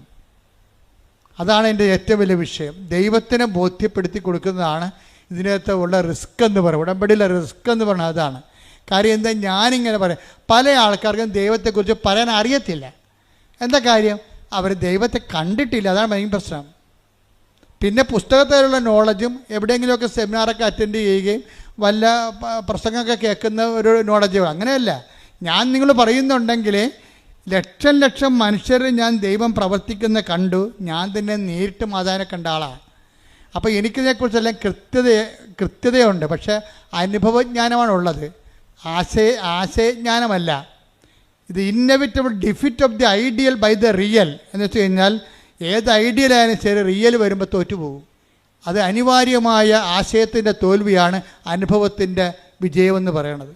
അതുകൊണ്ട് ഞാനെപ്പോഴും ശ്രദ്ധിക്കുന്നത് അനുഭവജ്ഞാനം. ഞാനെപ്പോഴും ചിന്തിക്കുന്നത് ബിബ്ലിക്കൽ തിയോളജി എന്ന് പറയുമ്പോൾ ഞാൻ പറയും ബിബ്ലിക്കൽ എക്സ്പീരിയൻസ് തിയോളജി എന്ന് പറയും. എൻ്റെ മനസ്സുടനെ പറയും. അങ്ങനെ ഒരു ശാസ്ത്രമില്ല. ബിബ്ലിക്കൽ തിയോളജി നമ്മൾ ശാസ്ത്രമുണ്ട്. നമ്മളൊക്കെ ഇപ്പോൾ പഠിക്കണം അതാ MDH മാസ്റ്റർ ചെയ്യണവർ. അപ്പോൾ എന്താ സംഭവിച്ചാൽ ബിബ്ലിക്കൽ തിയോളജി സബ്ജക്റ്റ്. പക്ഷേ എൻ്റെ അടുത്ത് വരുമ്പോൾ ഞാൻ പറയും ബിബ്ലിക്കൽ എക്സ്പീരിയൻസ് തിയോളജി എന്ന് പറയും. ബൈബിളിലുള്ള കാര്യങ്ങളെല്ലാം മനുഷ്യൻ്റെ അനുഭവത്തിലുള്ള കാര്യങ്ങളാണ്. അത് താത്വിക ജ്ഞാനത്തിന് അവിടെ വലിയ സ്പേസ് ഇല്ല. മനുഷ്യന് അനുഭവം അല്ലെന്നുണ്ടെങ്കിൽ ഇത് അപ്രസക്തമായി തീരുകയും ചെയ്യും. മനുഷ്യനില്ലാതെ ദൈവം നിലനിൽക്കും, ദൈവവചനവും നിലനിൽക്കും. പക്ഷേ എന്തിനു വേണ്ടിയാണ് ഇതെല്ലാം? മനുഷ്യന് വേണ്ടിയാണ്. യേശുക്രിസ്തു പോലും മനുഷ്യാവതാരം ചെയ്തത്. അല്ലെങ്കിൽ വേറെ എന്തെങ്കിലും അവതാരം ചെയ്താൽ പോരെ? അപ്പം മനുഷ്യനാണ് പ്രാധാന്യം. ഈശോയ്ക്കും അറിയാം എന്താണ് സാബത്ത് മനുഷ്യന് വേണ്ടിയാണ്. സാബത്ത് മനുഷ്യന് വേണ്ടിയാണെന്ന് പറയുമ്പോൾ വചനവും വചനത്തിൻ്റെ വ്യാഖ്യാനവും സ്പിരിച്വാലിറ്റിയും ആധ്യാത്മികതയും എല്ലാം എന്താണ് മനുഷ്യ ജീവിതത്തിന് വേണ്ടിയും ഈ കാലം നമ്മളെ എപ്പോഴും ദൗത്യം പൂർത്തിയായി കഴിയുമ്പോൾ മനുഷ്യൻ ദൈവത്തിൽ തിരിച്ചെത്തിച്ചേരാൻ വേണ്ടിയുള്ള സംവിധാനമാണ് സഭയെന്ന് പറയുന്നത്. കയ്യടിക്കട്ടെ, സ്തുതിക്കട്ടെ. ഹല്ലേലൂയ. പരിശുദ്ധ പരമ ദിവ്യകാരുണ്യത്തിന് ആരാധനയും സ്തുതിയും പുകഴ്ചയും ഉണ്ടായിരിക്കട്ടെ. എന്താണ് ആധ്യാത്മികത്തിന് അടിസ്ഥാനമായിട്ട് ഞാൻ മറിയത്തെ അവതരിപ്പിക്കുന്നത് എന്തുകൊണ്ടാണ്? ഈ ഭൂമിയുടെ അനുഭവങ്ങളിലെ അനുഭവത്തിൻ്റെ ആൽഫയും ഒമേഗയുമാണ് മറിയമെന്ന് പറയണത്. ആധ്യാത്മിക അനുഭവത്തിൻ്റെ ആൽഫയും ഒമേഗയുമാണ്. എന്താ കാര്യം? ഒന്ന്, അവർ പുരുഷനെ അറിയാതെ ഗർഭം ധരിക്കുമ്പോൾ തന്നെ, പരിശുദ്ധാത്മാവ് ഗർഭം ധരിക്കുമ്പോൾ തന്നെ അതിൻ്റെ നാണക്കേടും മാനക്കേടും സ്ത്രീയെപ്പോലെ അനുഭവിച്ചിട്ട് അവർ പെരുവഴി പ്രസവിക്കാൻ വേണ്ടി ദൈവം വിടുകണവരാണ്. അപ്പോൾ ഒരു മനുഷ്യനെ അനുഭവിക്കും. നിങ്ങൾക്ക് വീടില്ല, വഴിയില്ല, ജോലിയില്ലെന്ന് പറയുമ്പോഴൊക്കെ ഇവിടെ പറഞ്ഞാൽ ആദ്യം ഒന്ന് ചിരിക്കും, പിന്നെ പറയാം സാരമില്ല, ഞാൻ ഇതിനേക്കാൾ ഗതികെട്ടാണ് പ്രസവിച്ചത്, എങ്കിലും നിനക്ക് ഞാൻ തരാമെന്ന് പറയും. അത് ഒരു മനുഷ്യൻ അനുഭവിക്കാവുന്നതിൻ്റെ മാക്സിമം അനുഭവിച്ചിട്ട് അവസാനം ഈ മകനെ ഈ നഗ്നനായിട്ട് തുണിയെ കെട്ടിയിട്ട് ഒരു കുറവ് ഇറച്ചിയായിട്ട് ഇങ്ങനെ മടിയിലെടുക്കും. മടിയിലെടുത്തിട്ട് ഇവർ കല്ലറയിൽ വെക്കാൻ വേണ്ടി കൈ നീട്ടി കൊടുക്കും. പിന്നെ ഇവരെ കാണത്തില്ല, ക്രിസ്തുവിനെയും കാണത്തില്ല. ഞാനെപ്പോഴും ഓർക്കും, കല്ലറയിൽ അപ്രത്യക്ഷമായത് ഈശോ മാത്രമല്ല, മറിയവും അപ്രത്യക്ഷമായി. ബൈബിളിലും പിന്നെ മറിയത്തെക്കുറിച്ച് അധികം പറയത്തില്ല. എന്താ? കർത്താവ് അരുളി ചെയ്ത കാര്യങ്ങൾ നിറവേറുമെന്ന് അവൾ വിശ്വസിച്ചു. കർത്താവ് എന്താണ് അരുളി ചെയ്തത്? കർത്താവ് അവളോട് അരുളി ചെയ്തത് എന്താണ്? മനുഷ്യാവതാരത്തിൻ്റെ സമയത്ത് അവൻ്റെ രാജ്യത്തിന് അവസാനം ഉണ്ടാകില്ലെന്നാണ് പറഞ്ഞിരിക്കുന്നത്. Take the word of God 1:33. ശ്രദ്ധിക്കട്ടെ. ഹല്ലേലൂയ. ഹല്ലേലൂയ, ഹല്ലേലൂയ. യേശുവേ നന്ദി. ഹല്ലേലൂയ. ലൂക്ക 1:33. യാക്കോബിന്റെ ഭവനത്തിന്മേൽ പറഞ്ഞ യാക്കോബിന്റെ ഭവനത്തിന്റെ മേൽ അവൻ എന്നേക്കും ഭരണം നടത്തും. അവന്റെ രാജ്യത്തിന് അവസാനമുണ്ടാവുകയില്ല. അപ്പൊ അവന് മരണമില്ല, മരണത്തെ അവൻ ജയിക്കുമെന്നും ഉയർത്തെഴുന്നേൽക്കുമെന്നും എല്ലാം ഇറ്റ് ഈസ് അണ്ടർസ്റ്റുഡ് ഇംപ്ലിസിറ്റ്. ഇതാണ് അവൻ ഉയർത്തെഴുന്നേൽക്കുമെന്നോ അമ്മയോടാണ് ആദ്യം പറയണത്. അമ്മ എന്ത് ചെയ്തു?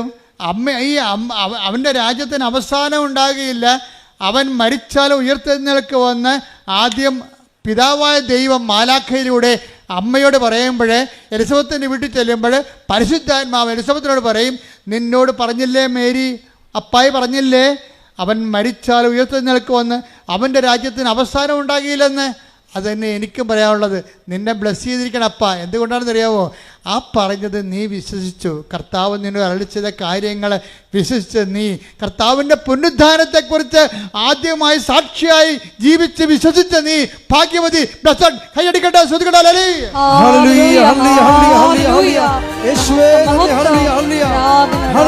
പരിശുദ്ധ പരമദിവ്യകാരുണ്യത്തിന് ആരാധനയും സ്തുതിയും പുകഴ്ചയും ഉണ്ടായിരിക്കട്ടെ. അപ്പൊ പുനരുദ്ധാനത്തിന്റെ പ്രഥമ സാക്ഷി ആരാണ്? അമ്മയാണ്. അമ്മയുടെ ജീവിതം മുഴുവനും അപ്പോസ്തലന്മാർ പുനരുദ്ധാനത്തിന് സാക്ഷിയാകണത് കർത്താവ് പുനരുദ്ധാനം കഴിഞ്ഞതിന് ശേഷമാണ്. പക്ഷേ എല്ലാവരും മഗ്ദലന മറിയം ഉൾപ്പെടെ പുനരുദ്ധാനത്തിന് സാക്ഷിയാകണത് കർത്താവിൻ്റെ പുനരുദ്ധാനത്തിന് ശേഷമാണ്. അമ്മയുടെ ജീവിതം തന്നെ പുനരുദ്ധാനത്തിൻ്റെ ജീവിതം സാക്ഷിയായിട്ട് ജീവിക്കുകയാണ്. എന്താ കാര്യം? കർത്താവ് അരുളി ചെയ്യുന്നത് 1:33 പറഞ്ഞു. കർത്താവ് അരുളി ചെയ്ത കാര്യങ്ങൾ, അതായത് 1:33 എന്താ പറഞ്ഞത്? വരാൻ പോകുന്ന കാര്യങ്ങൾ നമ്മൾ 16-14 വായിച്ചു. ആ വരാൻ പോകുന്ന കാര്യങ്ങളാണ് മാലാഖ 1:33 പറയണത്. എന്താണ്? അവൻ്റെ രാജ്യത്തിന് അവസാനം ഉണ്ടായില്ലെന്ന്, അവൻ മരിച്ചാലും പുനരുദ്ധാനം ചെയ്യുമെന്ന്. അതാണ് എലിസബത്തിൻ്റെ വീട്ടിൽ 1:45 ലൂക്ക പറയണത്. മേരി നീ ബ്ലെസ്സഡാണ്. എന്താണ് കാരണം? കർത്താവ് നിങ്ങളുടെ അരുളി ചെയ്ത കാര്യങ്ങൾ നിറവേറുമെന്ന് നീ വിശ്വസിച്ചു. അതായത് എന്താണ് വിശ്വസിച്ചത്? കർത്താവിൻ്റെ പുനരുദ്ധാനത്തിൽ നീ വിശ്വസിച്ചു. അവൻ്റെ പുനരുദ്ധാനത്തെ വിശ്വസിച്ചുകൊണ്ട് തന്നെയാണ് മറിയം. അതുകൊണ്ടാണ് ഈശോ ചോദിക്കണത്. ഈശോയെ കാണാതെ വരുമ്പോൾ ഞാനും നിൻ്റെ അപ്പനും കൂടി എന്തുമാത്രം നിന്നെ അന്വേഷിച്ചെന്ന് അറിയാവോ എന്ന് ചോദിക്കുമ്പോൾ അമ്മ അപ്പം ഈശോ പറയും, മേരി യു നോ ഇറ്റ്, നിങ്ങൾക്കറിയാം. എന്താണ്? ഞാൻ എൻ്റെ പിതാവിൻ്റെ കാര്യത്തിൽ വേപൃതനായിരിക്കേണ്ടവനാണെന്ന് നിങ്ങൾക്ക് അറിയാൻ പാടില്ല. എന്ന് വെച്ചാൽ അറിയാമ്മയ്ക്ക് കൈയടിക്കട്ടെ, ശ്രദ്ധിക്കട്ടെ.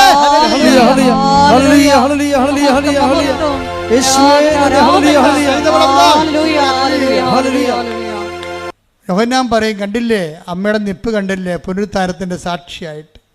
മരിച്ചു കിടക്കുന്ന മകൻ്റെ മുമ്പിൽ ഏതെങ്കിലും അമ്മ ഇങ്ങനെ നിൽക്കുമോ? ഏതമ്മയാലും ബോധം കെട്ട് താഴെ വീണ കിടക്കത്തില്ലേ? കണ്ടില്ലേ നിൽക്കണ നിപ്പ് കണ്ടില്ലേ? എന്താണ്? അമ്മ കുരിശിൻ്റെ ചുവട്ടിൽ നിന്നിരുന്നു. ആരായിട്ട് നിന്ന്? ഈശോയുടെ പുനരുത്ഥാനത്തിൻ്റെ സാക്ഷിയായിട്ട്. ഇപ്പം നിന്നതല്ലല്ലോ, മംഗളവാർത്ത കാലം മുതൽ തന്നെ അവർ പുനരുത്ഥാനത്തിൻ്റെ സാക്ഷിയാണ്. അതുകൊണ്ട് തന്നെയാണ് പല വിഷയങ്ങളും അമ്മ ഹൃദയത്തിൽ സംഗ്രഹിക്കണത്. എന്താണ് സംഗ്രഹിക്കണത്? എല്ലാത്തിൻ്റെ അവസാനം എൻ്റെ മകൻ ദൗത്യം പൂർത്തിയാക്കി പുനരുത്ഥാനം ചെയ്യും, ലോകത്തിൻ്റെ രക്ഷ കൈവരും. രക്ഷയെ ധ്യാനിച്ചുകൊണ്ടാണ് അമ്മയെല്ലാം ക്രിസ്തുവിലൂടെ സംഭവിക്കാൻ പോകുന്ന പുനരുത്ഥാനത്തിലൂടെ വരാൻ സമാഗതമാകാൻ പോകുന്ന മനുഷ്യൻ്റെ രക്ഷയെ ധ്യാനിച്ചുകൊണ്ട് അമ്മ ഒറ്റ വാക്കിൽ ഒതുക്കും. എന്താണ്? മേരി ഹൃദയത്തിൽ സംഗ്രഹിച്ചു. കയ്യടിക്കട്ടെ.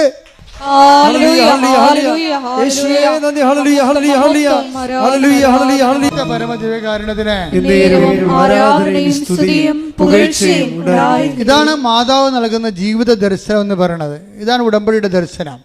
ഉടമ്പടി ജീവിത ദർശനം എന്താണ്? എന്ത് സംഭവിച്ചാലും അത് അപ്പായുടെ തിരുമനസ്സിൻ്റെ കീഴ്പ്പെടുന്നുകൊണ്ട് ഇതാ കർത്താവിൻ്റെ ദാസി എന്ന് പറഞ്ഞുകൊണ്ട് കുരിശിൻ്റെ ചുവട്ടിൽ വരെ നിന്നുകൊണ്ട് തന്നെ ഏൽപ്പിച്ച ജോലി പൂർത്തിയാക്കുമ്പോൾ അമ്മ ഉള്ളിൽ പറയുന്നതാണ്, ഞാൻ സാക്ഷിയാണ്. എന്തിൻ്റെ സാക്ഷിയാണ്? പുനരുത്ഥാനത്തിൻ്റെ സാക്ഷി. ദൈവപൈതലേ, എൻ്റെയും നിൻ്റെയും ജീവിതത്തിൽ നന്മയും തിന്മയും വരാം. പക്ഷെ ക്രിസ്ത്യാനിക്കോ വിശ്വാസിക്കോ തിന്മയില്ല. എന്താ കാര്യം? എല്ലാ തിന്മകളിലും കുരിശൊരു തിന്മയാണെങ്കിൽ ആ തിന്മയിലൂടെയാണ് അവൻ മഹത്വവൽക്കരിക്കപ്പെട്ടത്. മുൾക്കിരീടം ഒരു തിന്മയാണെങ്കിൽ ആ തിന്മയിലൂടെയാണ് അവൻ പാപത്തിന്മേൽ അധികാരം സ്ഥാപിച്ചത്. അവൻ്റെ തിരുവിലാലും മുറിവ് ഒരു തിന്മയാണെങ്കിൽ ആ തിന്മയിലൂടെയാണ് ആ സ്നേഹിച്ച് ലോകത്തെ കീഴടക്കിയത്.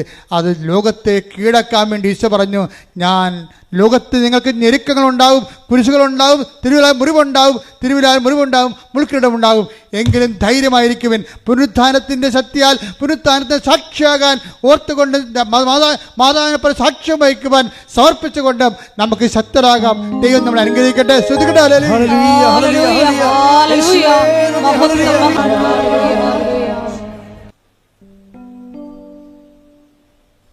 എല്ലാത്തിനും പരിഹാരം ഉണ്ടാകുന്ന ഇന്നലെ നമുക്ക് നടന്നത് 33 സാക്ഷ്യങ്ങളാണ്. എ ഗ്രേഡായിട്ടുള്ള വലിയ സാക്ഷ്യങ്ങളാണ്. നമ്മളെ ദൈവം വചനവും വചനാധിഷ്ഠിതമായ ജീവിതവും കർത്താവിൻ്റെ പുനരുത്ഥാനവും സുവിശേഷവും സാക്ഷ്യവും ഒക്കെ വളരെ ഗുരുതരമായ രീതിയിൽ പഠിപ്പിച്ചുകൊണ്ടിരിക്കുകയാണ്. അതുകൊണ്ട് തന്നെ നിങ്ങൾ ദൈവരാജ്യത്തിൻ്റെ നീതിയെക്കുറിച്ച് അന്വേഷിക്കുക. ബാക്കിയുള്ള കാര്യങ്ങൾ കർത്താവ് ചേർത്ത് നൽകുന്നതാണെന്നാണ് ഇതിൻ്റെ ഒരു സംക്ഷിപ്തം. അതുകൊണ്ട് തന്നെ നമ്മളിപ്പോഴേ നിങ്ങൾ പരസ്പരം ശിരസ് കൈവച്ച് പ്രാർത്ഥിക്കേണ്ട സമയമാണ്. അച്ഛൻ ഈ സമയത്ത് ഉടമ്പടി മുഴുവൻ സബ്ജക്റ്റ് കൈകാര്യം ചെയ്യും പ്രാർത്ഥനയിൽ.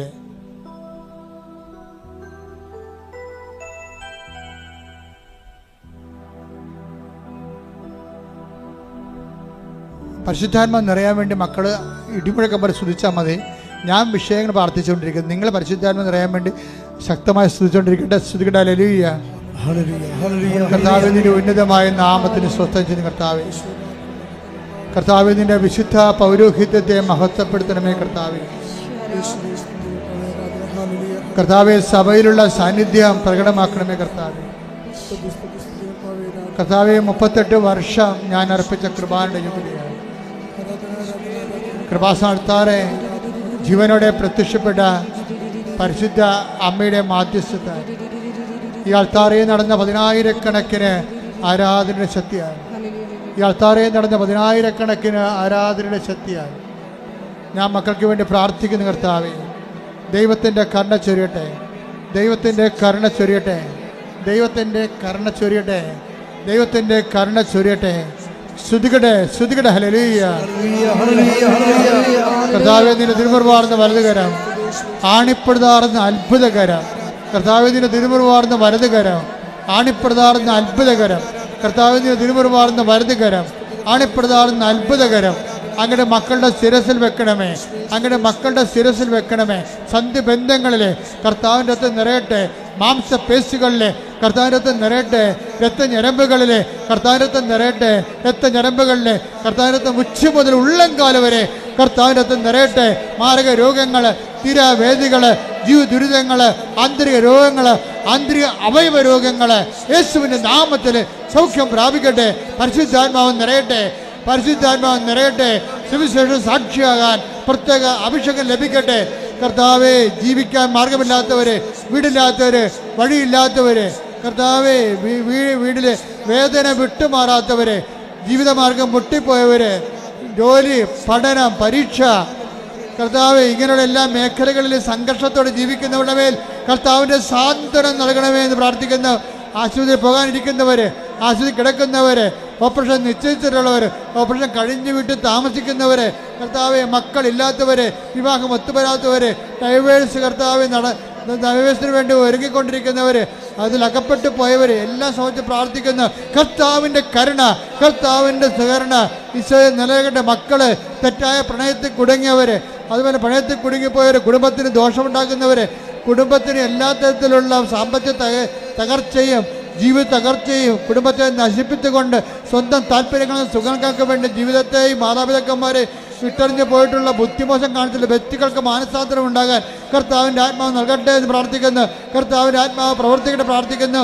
എൻ്റെ കർത്താവിൻ്റെ ഉന്നതമായ നാമത്തിൽ, സഭയുടെ അധികാരത്തിൽ, കുരിശിൻ്റെ അടയാളത്തിൽ, ദൈവത്തിൻ്റെ നാമത്തിൽ മാർഗരോഗങ്ങൾ, തീരാവേദികൾ, ജീവിത ദുരിതങ്ങൾ യേശുവിൻ്റെ നാമത്തിൽ മാറിപ്പോകട്ടെ.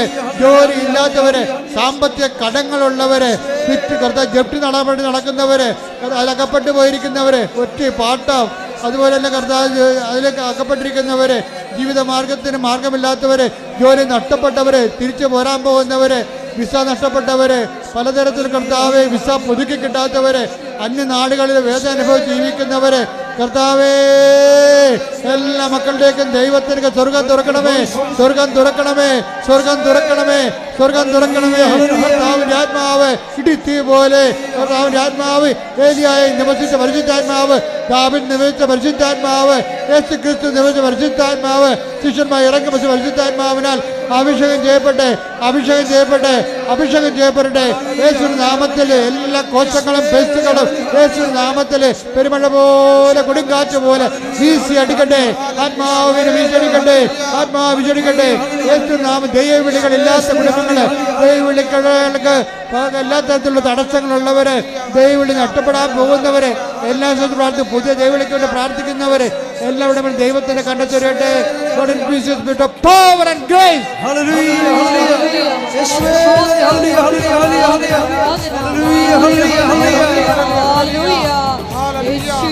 മൗനമായി പ്രാർത്ഥിക്കുക. ഉടമ്പടി എടുത്ത വിഷയത്തിന്മേലും പുതുക്കാൻ പോകുന്ന വിഷയത്തിന് മേലും മൗനമായി പ്രാർത്ഥിക്കുക.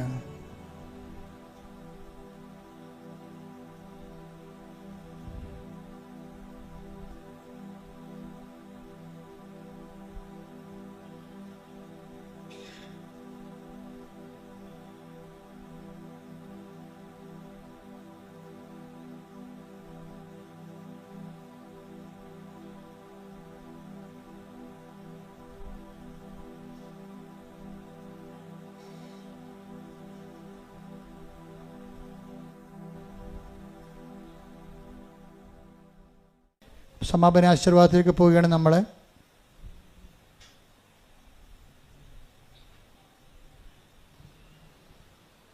ഒരിക്കൽ കൂടി മരിയൻ ഉടമ്പടിയിൽ സമർപ്പിച്ചിരിക്കുന്ന എല്ലാ വിഷയങ്ങളും ദേവമാതാവിൻ്റെ മധ്യസ്ഥയിലെ ദിവ്യകാരുണ്യ സന്നിധിയിൽ സമർപ്പിച്ച് ഒരു നിമിഷം നമുക്ക് മൗനമായിട്ട് പ്രാർത്ഥിക്കാം.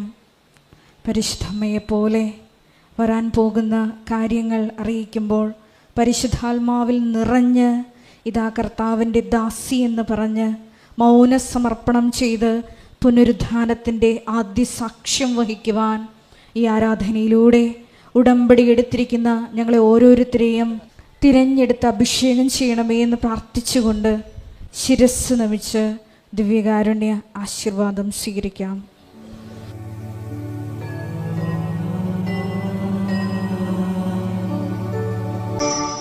പരിശുദ്ധ പരമ ദിവ്യകാരുണ്യമേ, എന്നുമെന്നും അങ്ങേയ്ക്കാരാധന. പരിശുദ്ധ പരമ ദിവ്യകാരുണ്യമേ, എന്നുമെന്നും അങ്ങേയ്ക്കാരാധന.